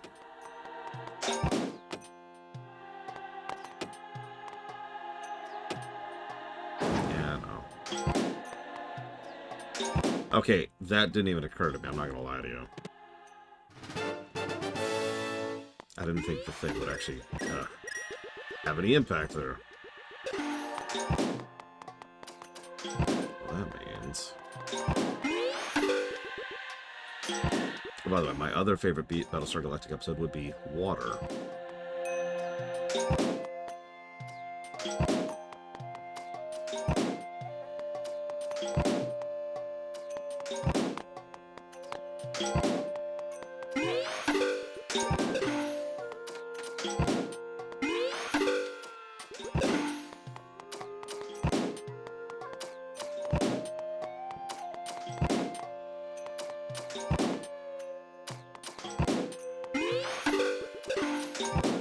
The problem here is you're probably thinking, okay, so what's your other favorite episodes? No, you've heard them all. There's only 2 episodes of that show I actually like, and that was both of them. Sorry.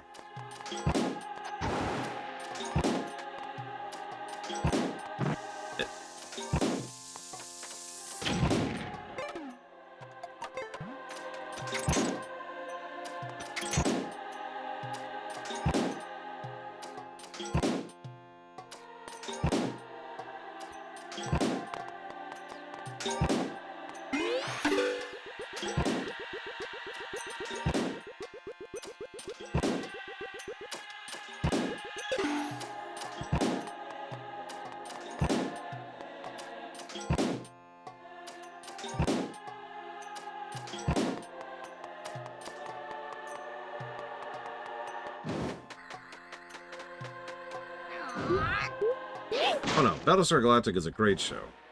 I think it has some issues, as all shows do, but it is a very good show.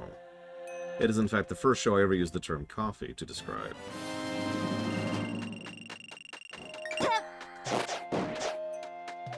Before that I used the term Elvis, if you're wondering. That didn't work out well, so I switched to coffee. As all Elvis fans inevitably do. Sorry, dumb joke.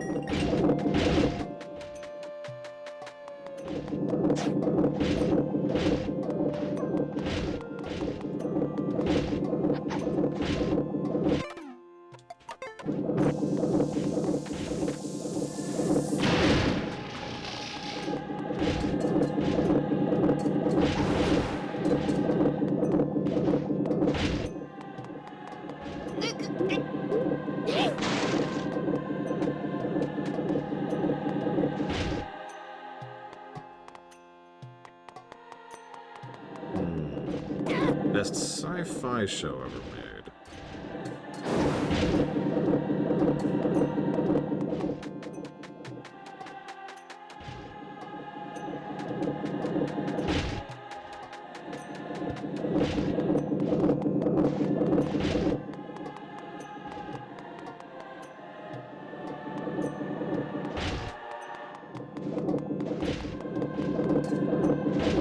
I don't know what I would give that illustrious title. I'd have to think about that. Especially when counting the whole show as a whole aggregate, because most of the shows I really enjoy that are sci-fi tend to have really, really bad parts.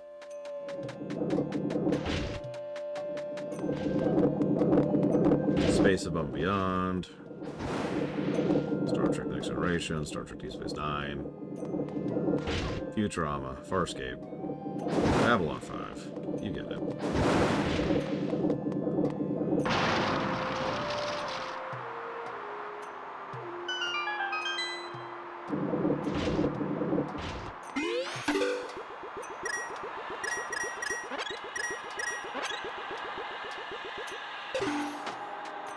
That is a cool puzzle. I like that. These dungeons have been just knocking it out of the park so far. I know I sound all bored and tired, but that's just because I'm tired, not bored. I apologize for my lack of enthusiasm. I am enjoying myself a great deal. I hope you are too. You probably aren't, and it's okay to tell me so. Just hold back on the stabbings, okay? I only have so much stab insurance left this month.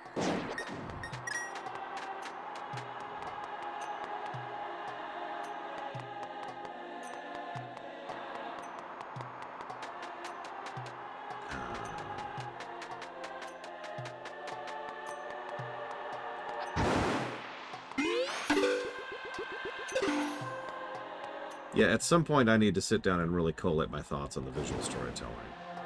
I've noticed most of the dungeons do the same general trick that LTTP did. It's actually one tile set with a few variances in palette.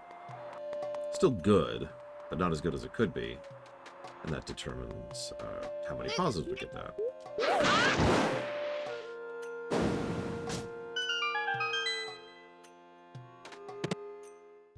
I'm gonna laugh if the game that they're announcing next Tuesday at the Nintendo Direct, which is probably next Tuesday, by the way, is frickin' this, right? Just this on the Switch. It's like, thanks, Nintendo. Like, I'd be happy about that, and I'd buy it day of, but could you have, like, told me that a week ago? Please? Why did you take so long with this announcement? God damn it.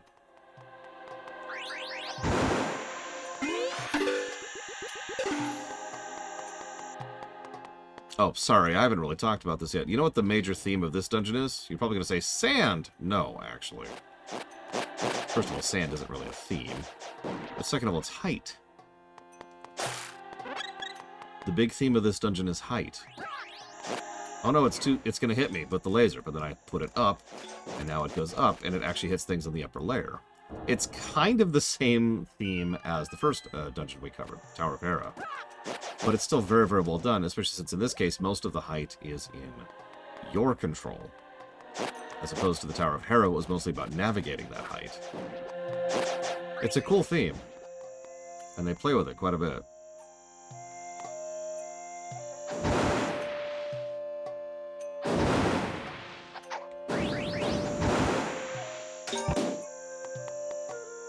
For example, height. See? See what I mean? We don't actually have a key here, so we did all that for nothing, but yeah, it's cool. It's cool. Anyways, we have not done Skullwoods. All we've done is Palace of Darkness, Thieves Town, and now this place. Oh, there's nothing even out here. Oh, God! Enemies everywhere! What is it with this place and sand?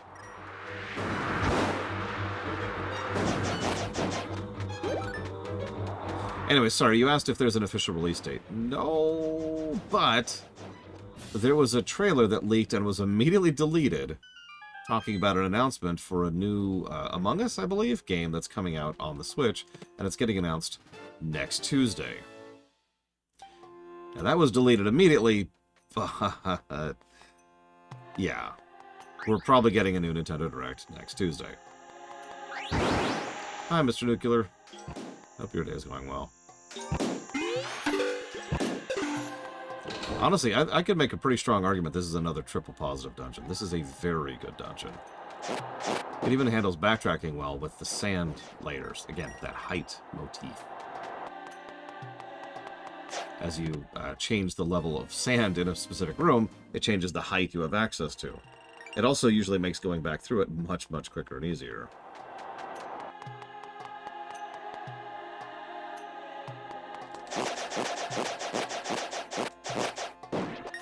I wouldn't expect much, honestly, Juju's. Other than the heavy rumors about some kind of Zelda announcement, and that's all we know, is it'll be Zelda-related. Which could mean anything. Like, it could be Zelda Go, for all we know. It could be total trash.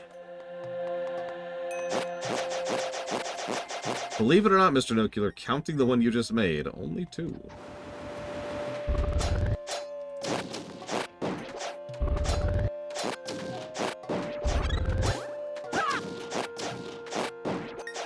I think I would agree with you, Kitten Fan.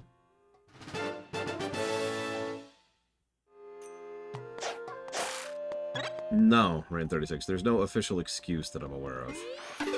Only the usual Japanese mindset of, being dumb. Which is what I'm going to call that, because that's exactly what it is. It's them being dumb.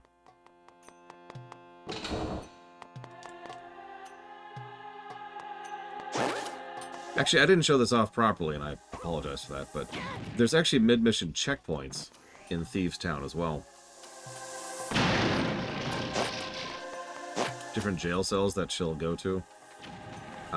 They also had that in the approach to Palace of Darkness, now I'm thinking about it. I also forgot to mention. God, I'm just not doing my job all over the place today. Listen, in my defense, I'm terrible. So you shouldn't expect good from me. That's not how that works. You should expect me to be like, ugh, it's that guy again. Oh, he's so crap. Ugh.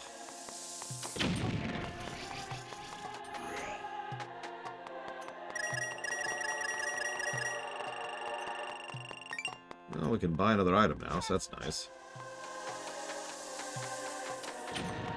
So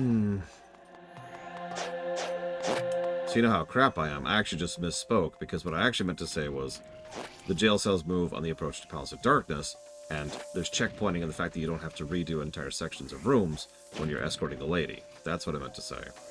And I know that because when I was doing that on the 3DS, I actually failed, like, at the last room. I didn't have to go back very far because most of the doors still open, so yay!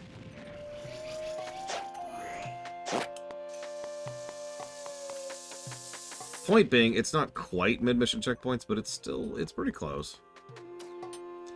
Odds of a new DKC? Non-existent. Retro's busy.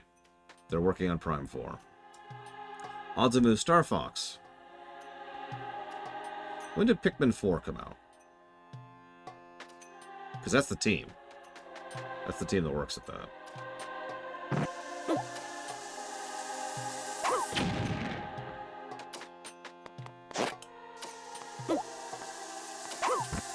Odds of a Switch 2 announcement. 0%. They have actually already flat out announced they are not announcing the Switch 2 at this Direct. Damn it. July 2023. It has been a year. So I would give it maybe, let's say 60% odds of a Star Fox game. Thing is, again, I should have figured this out immediately. This height. See, I have this problem. I think most people have this problem. The moment I start doubting myself, I just start doing a lot worse. Right? You know exactly what I'm talking about.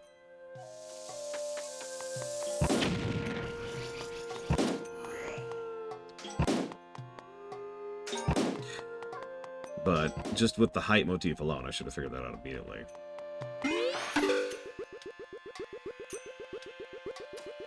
Why is it letting me go all the way over here? There's nothing here.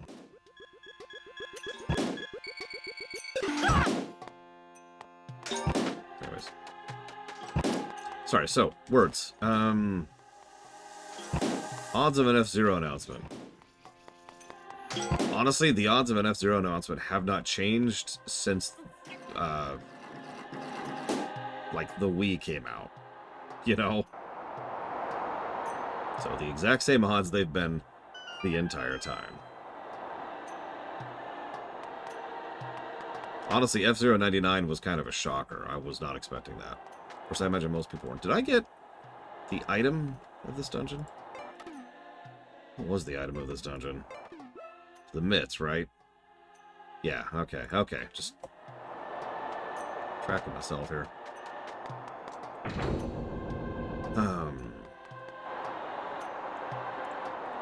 Yeah, if we're lucky. But yeah, so, sorry, so, odds of a new Star Fox, decent. Odds of a new DKC, non-existent. Switch 2, 0%. F-Zero, coin flip. And I believe that's current. What? Fire Emblem news? The odds of there being Fire Emblem news we don't care about, like with that goddamn mobile game, pretty high. Odds of an actual Fire Emblem bit of news? Let's go with 33% on that.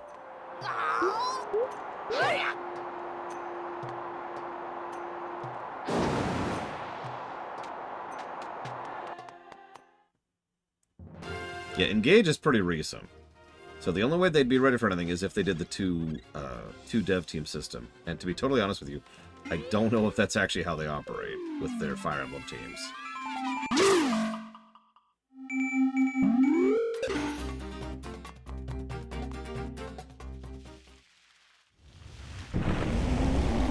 I remember not remembering, like, having issues figuring out how to fight this boss. So this should be fun. I know what I need for it, because that's how this is designed.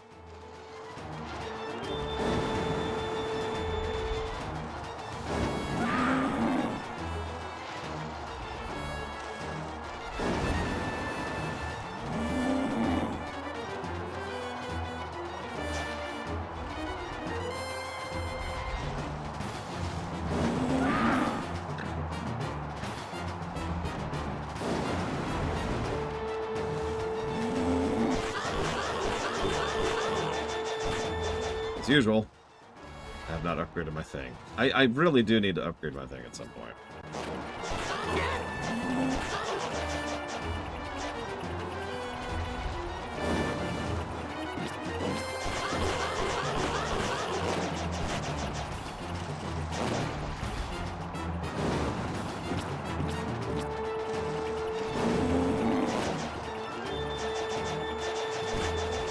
Let's see, what else is there? Odds of any third-party announcements, I'd say 100%. Odds of any third-party announcements we actually care about, that's a little bit trickier. Maybe more like 50%. Odds of Silk Song, there's no way in hell. It'd be funny, though. Like, really, think about it. It'd be funny. So, why was that offset? Did you see that? Like, I fell there because it was offset. That's just weird.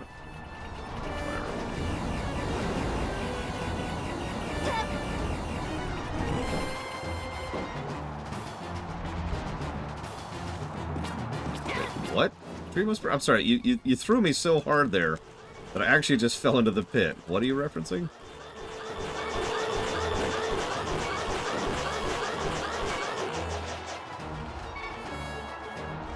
I have, yep, I have a very... Oh, the upgrade. Yeah, right. It's fine, it's fine. I'll get there. I'll get there, I swear. I don't have a problem, you have a problem.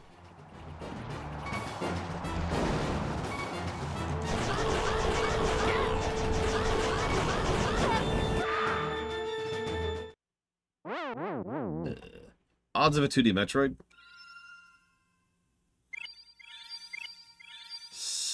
Let's say 2/3 chance. 66%. And you might think that's high, but hear me out for a second. The odds of Prime 4 coming out next year with the Switch 2 are near certain. Like, extremely high chance.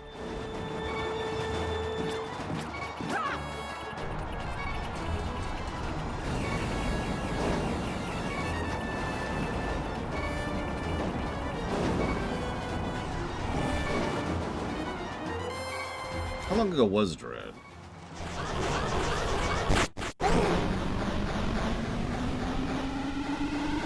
Yeah, Metroid has some momentum. The Prime 1 remaster sold like gangbusters. Metroid Dread sold like gangbusters. Prime 4 is coming out next year. If they want to capitalize on this, this is the time to go ahead and push out another Metroid. And they could do that in several ways. They could push out a new 2D Metroid, or, and this is the thing that's honestly more likely, the remasters of 2 and 3, which, by all accounts, they've had ready to go for a while. Still, I would say there's at least a decent chance. Yeah, no kidding, Kitten Fan. I wonder if I had issues with this last time. I would say there's at least a decent chance. Hi, Irene. You came to rescue me? Well, I don't know what to say, Laura. But, hey, my fortune came true after all. Took your sweet time getting here, didn't you? You're the third dungeon I'm doing. I was in big trouble, and I've got to get back to my Graham. It's all right. I forgive you. Just don't take that long to rescue me next time. And don't make any of the other sages wait that long either. Come on, get to saving the rest. What, you want more thanks? Tell you what, Laura. Save all 7 of us sages, and I'll write you a big, long thank you letter. But for now, just be careful, okay?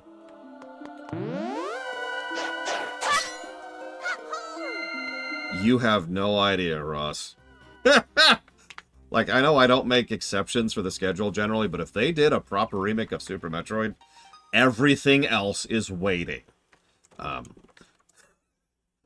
Like, I might even pause the Zelda block for that. We've got Tears coming, right? So I got a built-in pause point. So I haven't talked about this yet. I've been debating what to put it under. They don't have much to them, but I like the sages. I'm thinking I'll put that under characters. I like that they've got variety to them. I like that they're distinct. I like their little moments. And they've all had little moments. It's not a lot. Not really. But it's been neat little tidbits. I think we'll put this under like an aggregate character for just the sages. Because they've been cool.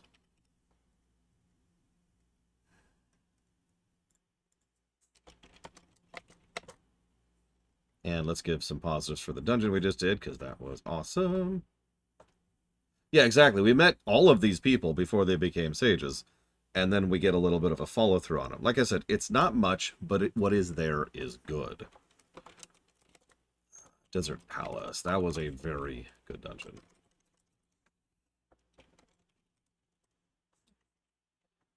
What was the boss I just fought? Let's see.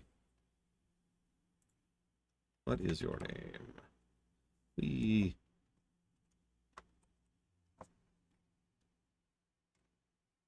Zaganaga.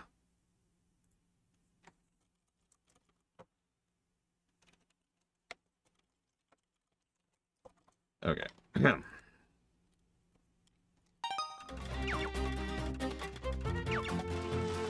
I mean, the reverse, obviously, Jiggly's ain't, but yeah, I'm with you.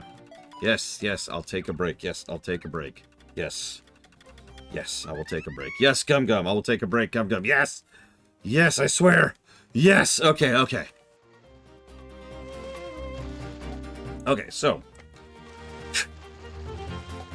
I was actually... Right! Let's do... Yeah, I need to refill my fairies. I need to upgrade my sword. So let's do this. What are my thoughts on clones who, if they fail to save Tarful, they're decommissioned and no longer combat capable? And they're turned into food paste to act as rations. That's extremely horrible, Gum Gum. That's really awful. And I'm going to never think about that again. Alright, so. I also just missed some dialogue. That's my fault. Sorry. Let's buy an item while we're here.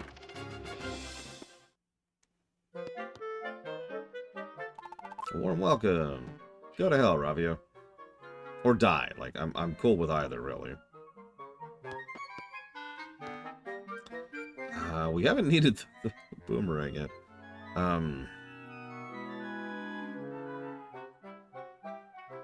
Let's just get the hammer.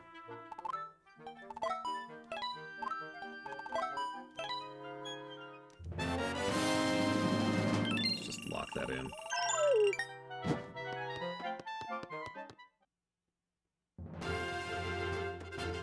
I also need to look up where the third bottle is. I should have already had it, and I don't.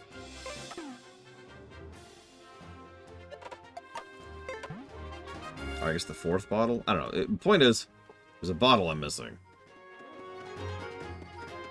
No, not the 3,000 rupee one. Before that. No, I didn't get the bridge, man. That's got to be the one I'm missing.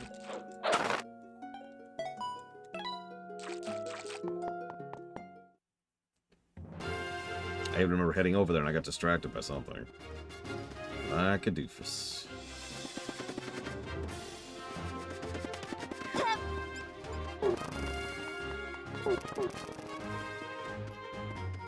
I do appreciate the strategic usage of old sound effects.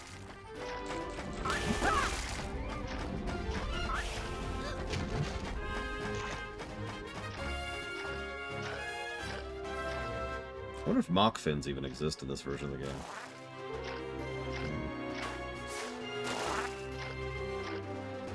Actually, yeah, very Dragon Quest-like. That's a good analogy, or a good comparison, I guess.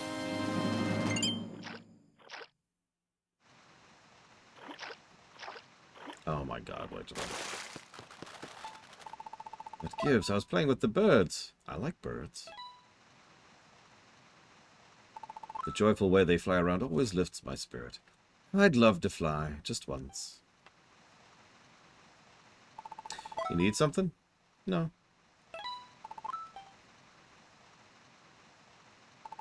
Came to such an out-of-the-way place for no reason. You know, this bottle washed up here a while back, and now you come on by it. It's an exciting day for me. Too much excitement, I gotta admit. I like things to say nice and simple. Just me and the birds.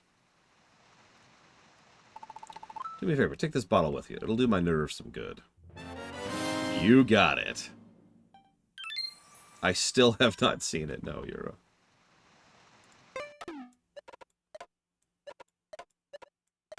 Just organizing a little bit here, don't mind me. Push that over there, push that over there. There we go. Hem.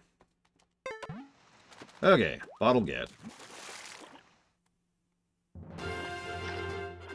I also haven't been through this portal, so let's unlock this really quick.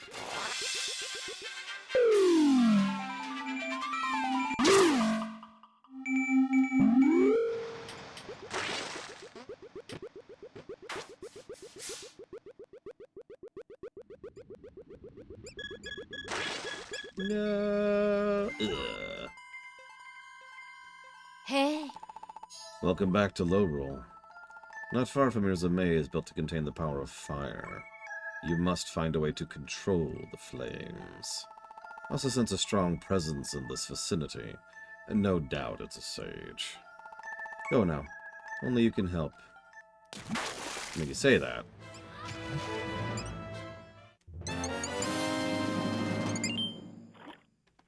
I mean, it hasn't really been on purpose, Blade Javol. Honest. I just have had a deficit of time right now.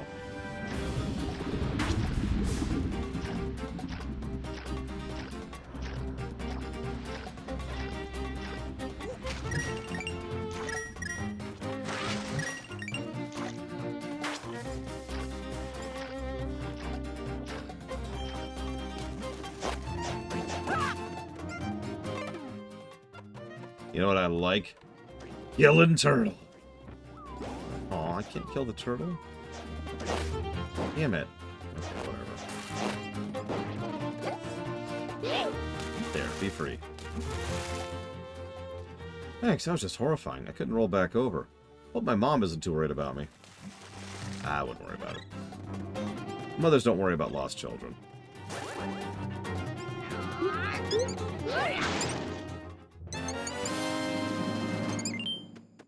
Yeah, I thought about watching it on stream, but who has 20 minutes of stream time? Okay, so I was actually doing something other than what I'm doing right now. So I just keep roaming. Yeah, let's do this.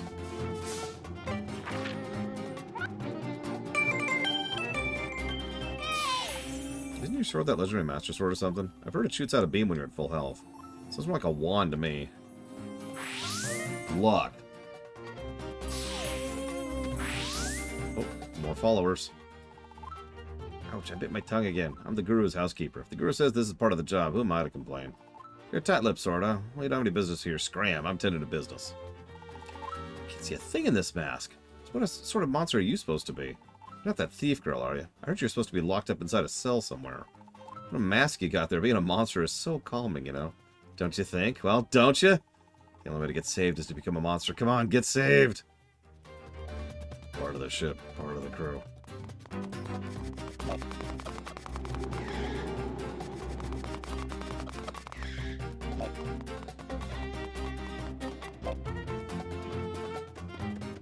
I mean, considering several of the links have straight up been casters.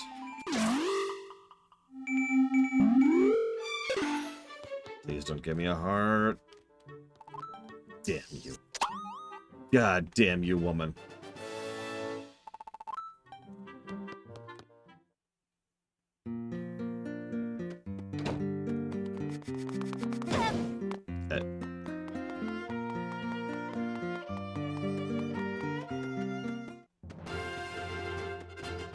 Oh, your son's okay. No, seriously, he's alive. He's fine. What'd you say? Oh, that's good. I'm so relieved. But he can't come back yet? Well, that's alright, as long as he's fine. I can't let him see me like this, that I almost lost... But of course, I knew he'd come back.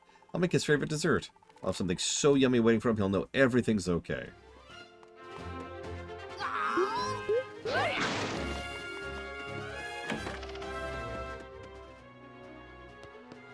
Make my sword better. Where you been, Lore? Found my little guy? You rescued Gully? Where'd you find him? Gotcha. Oh, that poor guy. Well, as long as he's safe and sound, I can finally breathe easy. Can't tell you how much... Oh, never mind. Just thanks. I'm real proud of how you're shaping up here, Lore. Sorry about that. You've got 2 pieces of Master Sword. Master Ore, excuse me. One moment. What, like, in total? Star Wars? Net? Story? Gameplay? Impressive, if I say so myself. I doubt I'll ever temper a blade so fine again in my life. I know there are lots of things you've got to do. Maybe this will help you out some. You got the red sword. That blade is a masterpiece. Don't let that good sword go to waste. I kind of like the sound of the LTTP one better, but it's still good.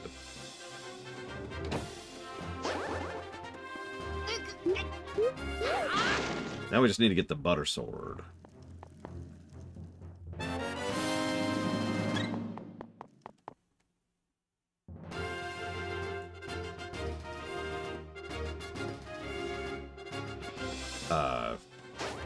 Well, the first thing they do is they don't bumble around being like, oh my god, look at all our extremely advanced technology.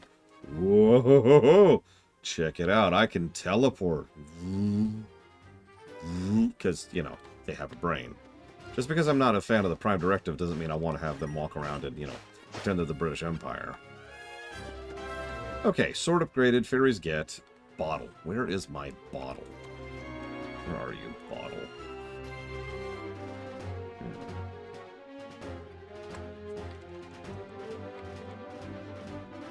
Just look it up directly.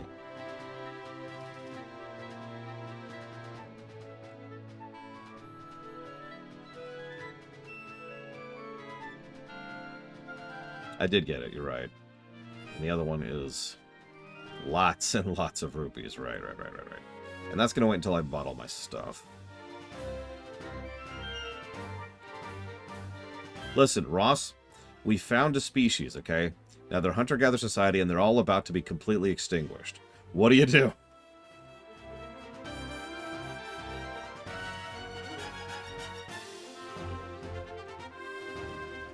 I think we all know the answers. Why do I dislike the Prime Directive? Really? Is that a real question you're asking me, or are you just trolling me? I'm cool with either, as long as you're honest about it.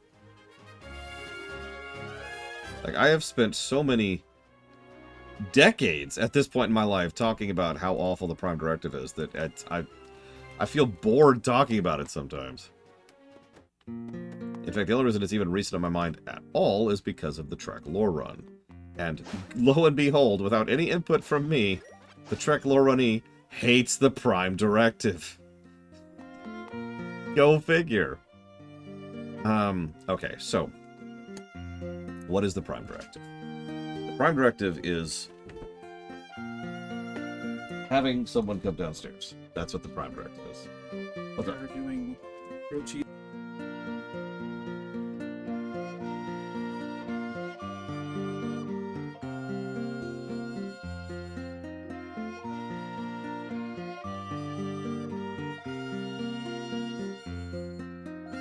So, imagine for a moment that you... Congrats, Kitten Fan. So, yeah, no, you're fine, Mr. Nuclear. You don't have to watch Star Trek. It really isn't for everybody. What's really funny is I have an entire test set up to see if Star Trek is your thing, if you're first getting into it. And that's the first thing we did for the Trek lore run, was I had the Trek lore run through that test, and they were like, wow, this is really, really awesome. I want to see more. And anyways... So what is the Prime Directive? Let's start with that. They haven't reached Voyager yet, Ross. Although, remember their reaction to seeing the Thaw in Season 2.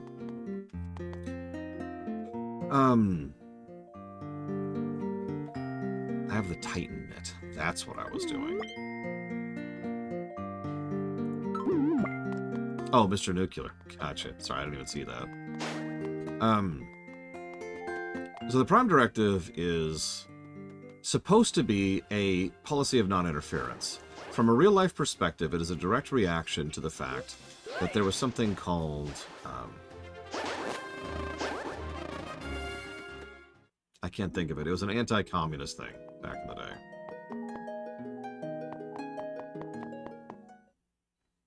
Truman. I kept wanting to say McCarthy, and I'm like, no, he wasn't president.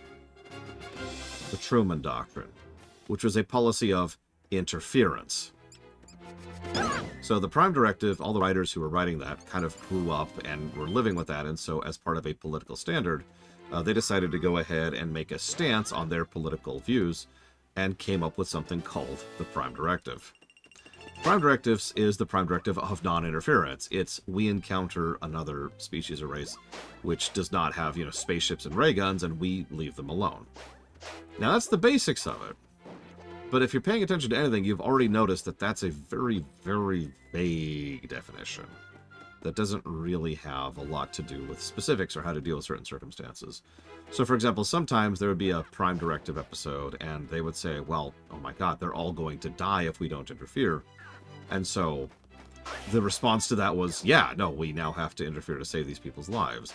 But then some episodes, there is something where, and this is a direct quote, a starship captain is sworn to sacrifice his life, his very crew, rather than violate the Prime Directive.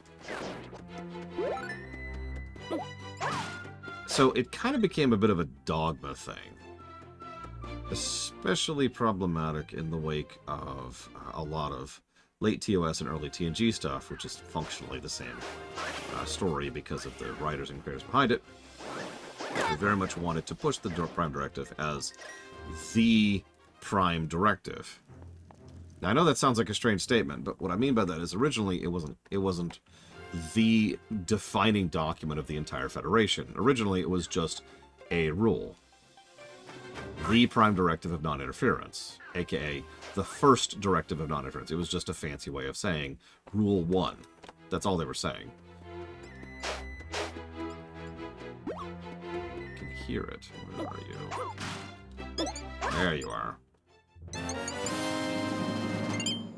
So, that's what the Prime Directive is. Obviously, it grew into zealotry and dogma. It grew into the point that where you cannot, under any circumstances, interfere with the culture.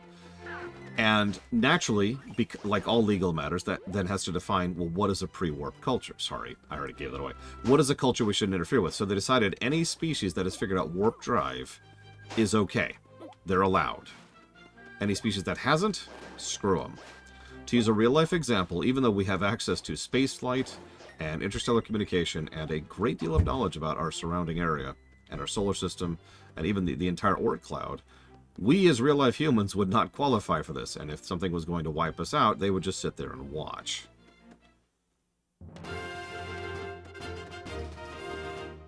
So, that's already bad.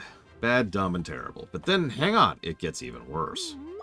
Because of course it does. The next bad thing was they started defining internal affairs of other species or other polities as things that were covered by the Prime Directive. The first time this really showed up was for unnecessary drama over in... over in mid-TNG with the Klingon Civil War. And naturally, when the legally appointed, ratified head of state formally asks for military aid against an insurrection against his rule, the Federation said, oh, sorry, we can't help you because Prime Directive, which is the dumbest goddamn thing in the world. So, that evolves it into its final form. Late TNG and early Voyager, that is the actual worst presentation of the Prime Directive. When there are multiple circumstances in which people, Picard and Janeway both, will actively go out of their way to allow entire groups or species or planets to die because Prime Directive, when they absolutely have the power to not only help, but help in a way that means they're not noticed. Help in a way that doesn't interfere with them. Now, if I have to keep explaining why exactly that I'm against the Prime Directive, having now defined it, I got nothing.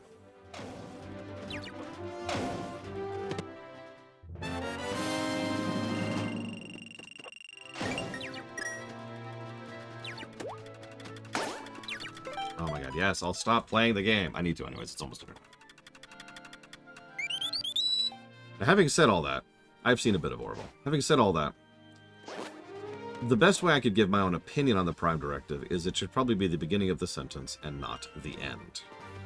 Because that's how they treat it. They treat the Prime Directive as, well, should we do something here? No, because Prime Directive, end sentence. There's no more thought put into it. There's no more feel or situation or circumstance or consideration or reasonability or anything whatsoever. It's just, okay, we're going to let them all die because Prime Directive, end sentence. Prime Directive should be the beginning of the sentence. Okay, these people are going to die. Hold on. So, should we interfere? No. But let's actually talk this out, figure out the circumstances and the situation. Okay, so they're all going to... Are they actually going to die? Is this a genocidal event? How many of them are going to die? Can we do something about this? Period. Can we do something about this without interfering with their culture? Can we relocate them? Can we prevent this meteor from destroying their planet? Okay, we figured out our options. We still want to not mess with these people because you still don't want to mess with them. Like I was just telling Gum Gum, you don't want to just show up to a planet of hunter-gatherers in your spaceship, your teleporters, and your ray guns and be like, hey, what's up? But again, that's why it's the beginning of the sentence, not the end. It is the default position. And that's my thoughts on the Prime Directive in a nutshell. I'm going to go chop off here. Tomorrow, yeah, here, have a shotgun. That happened in TOS. Tomorrow, at whenever I wake up, because Lord knows I've been sick lately, we'll continue with more of this.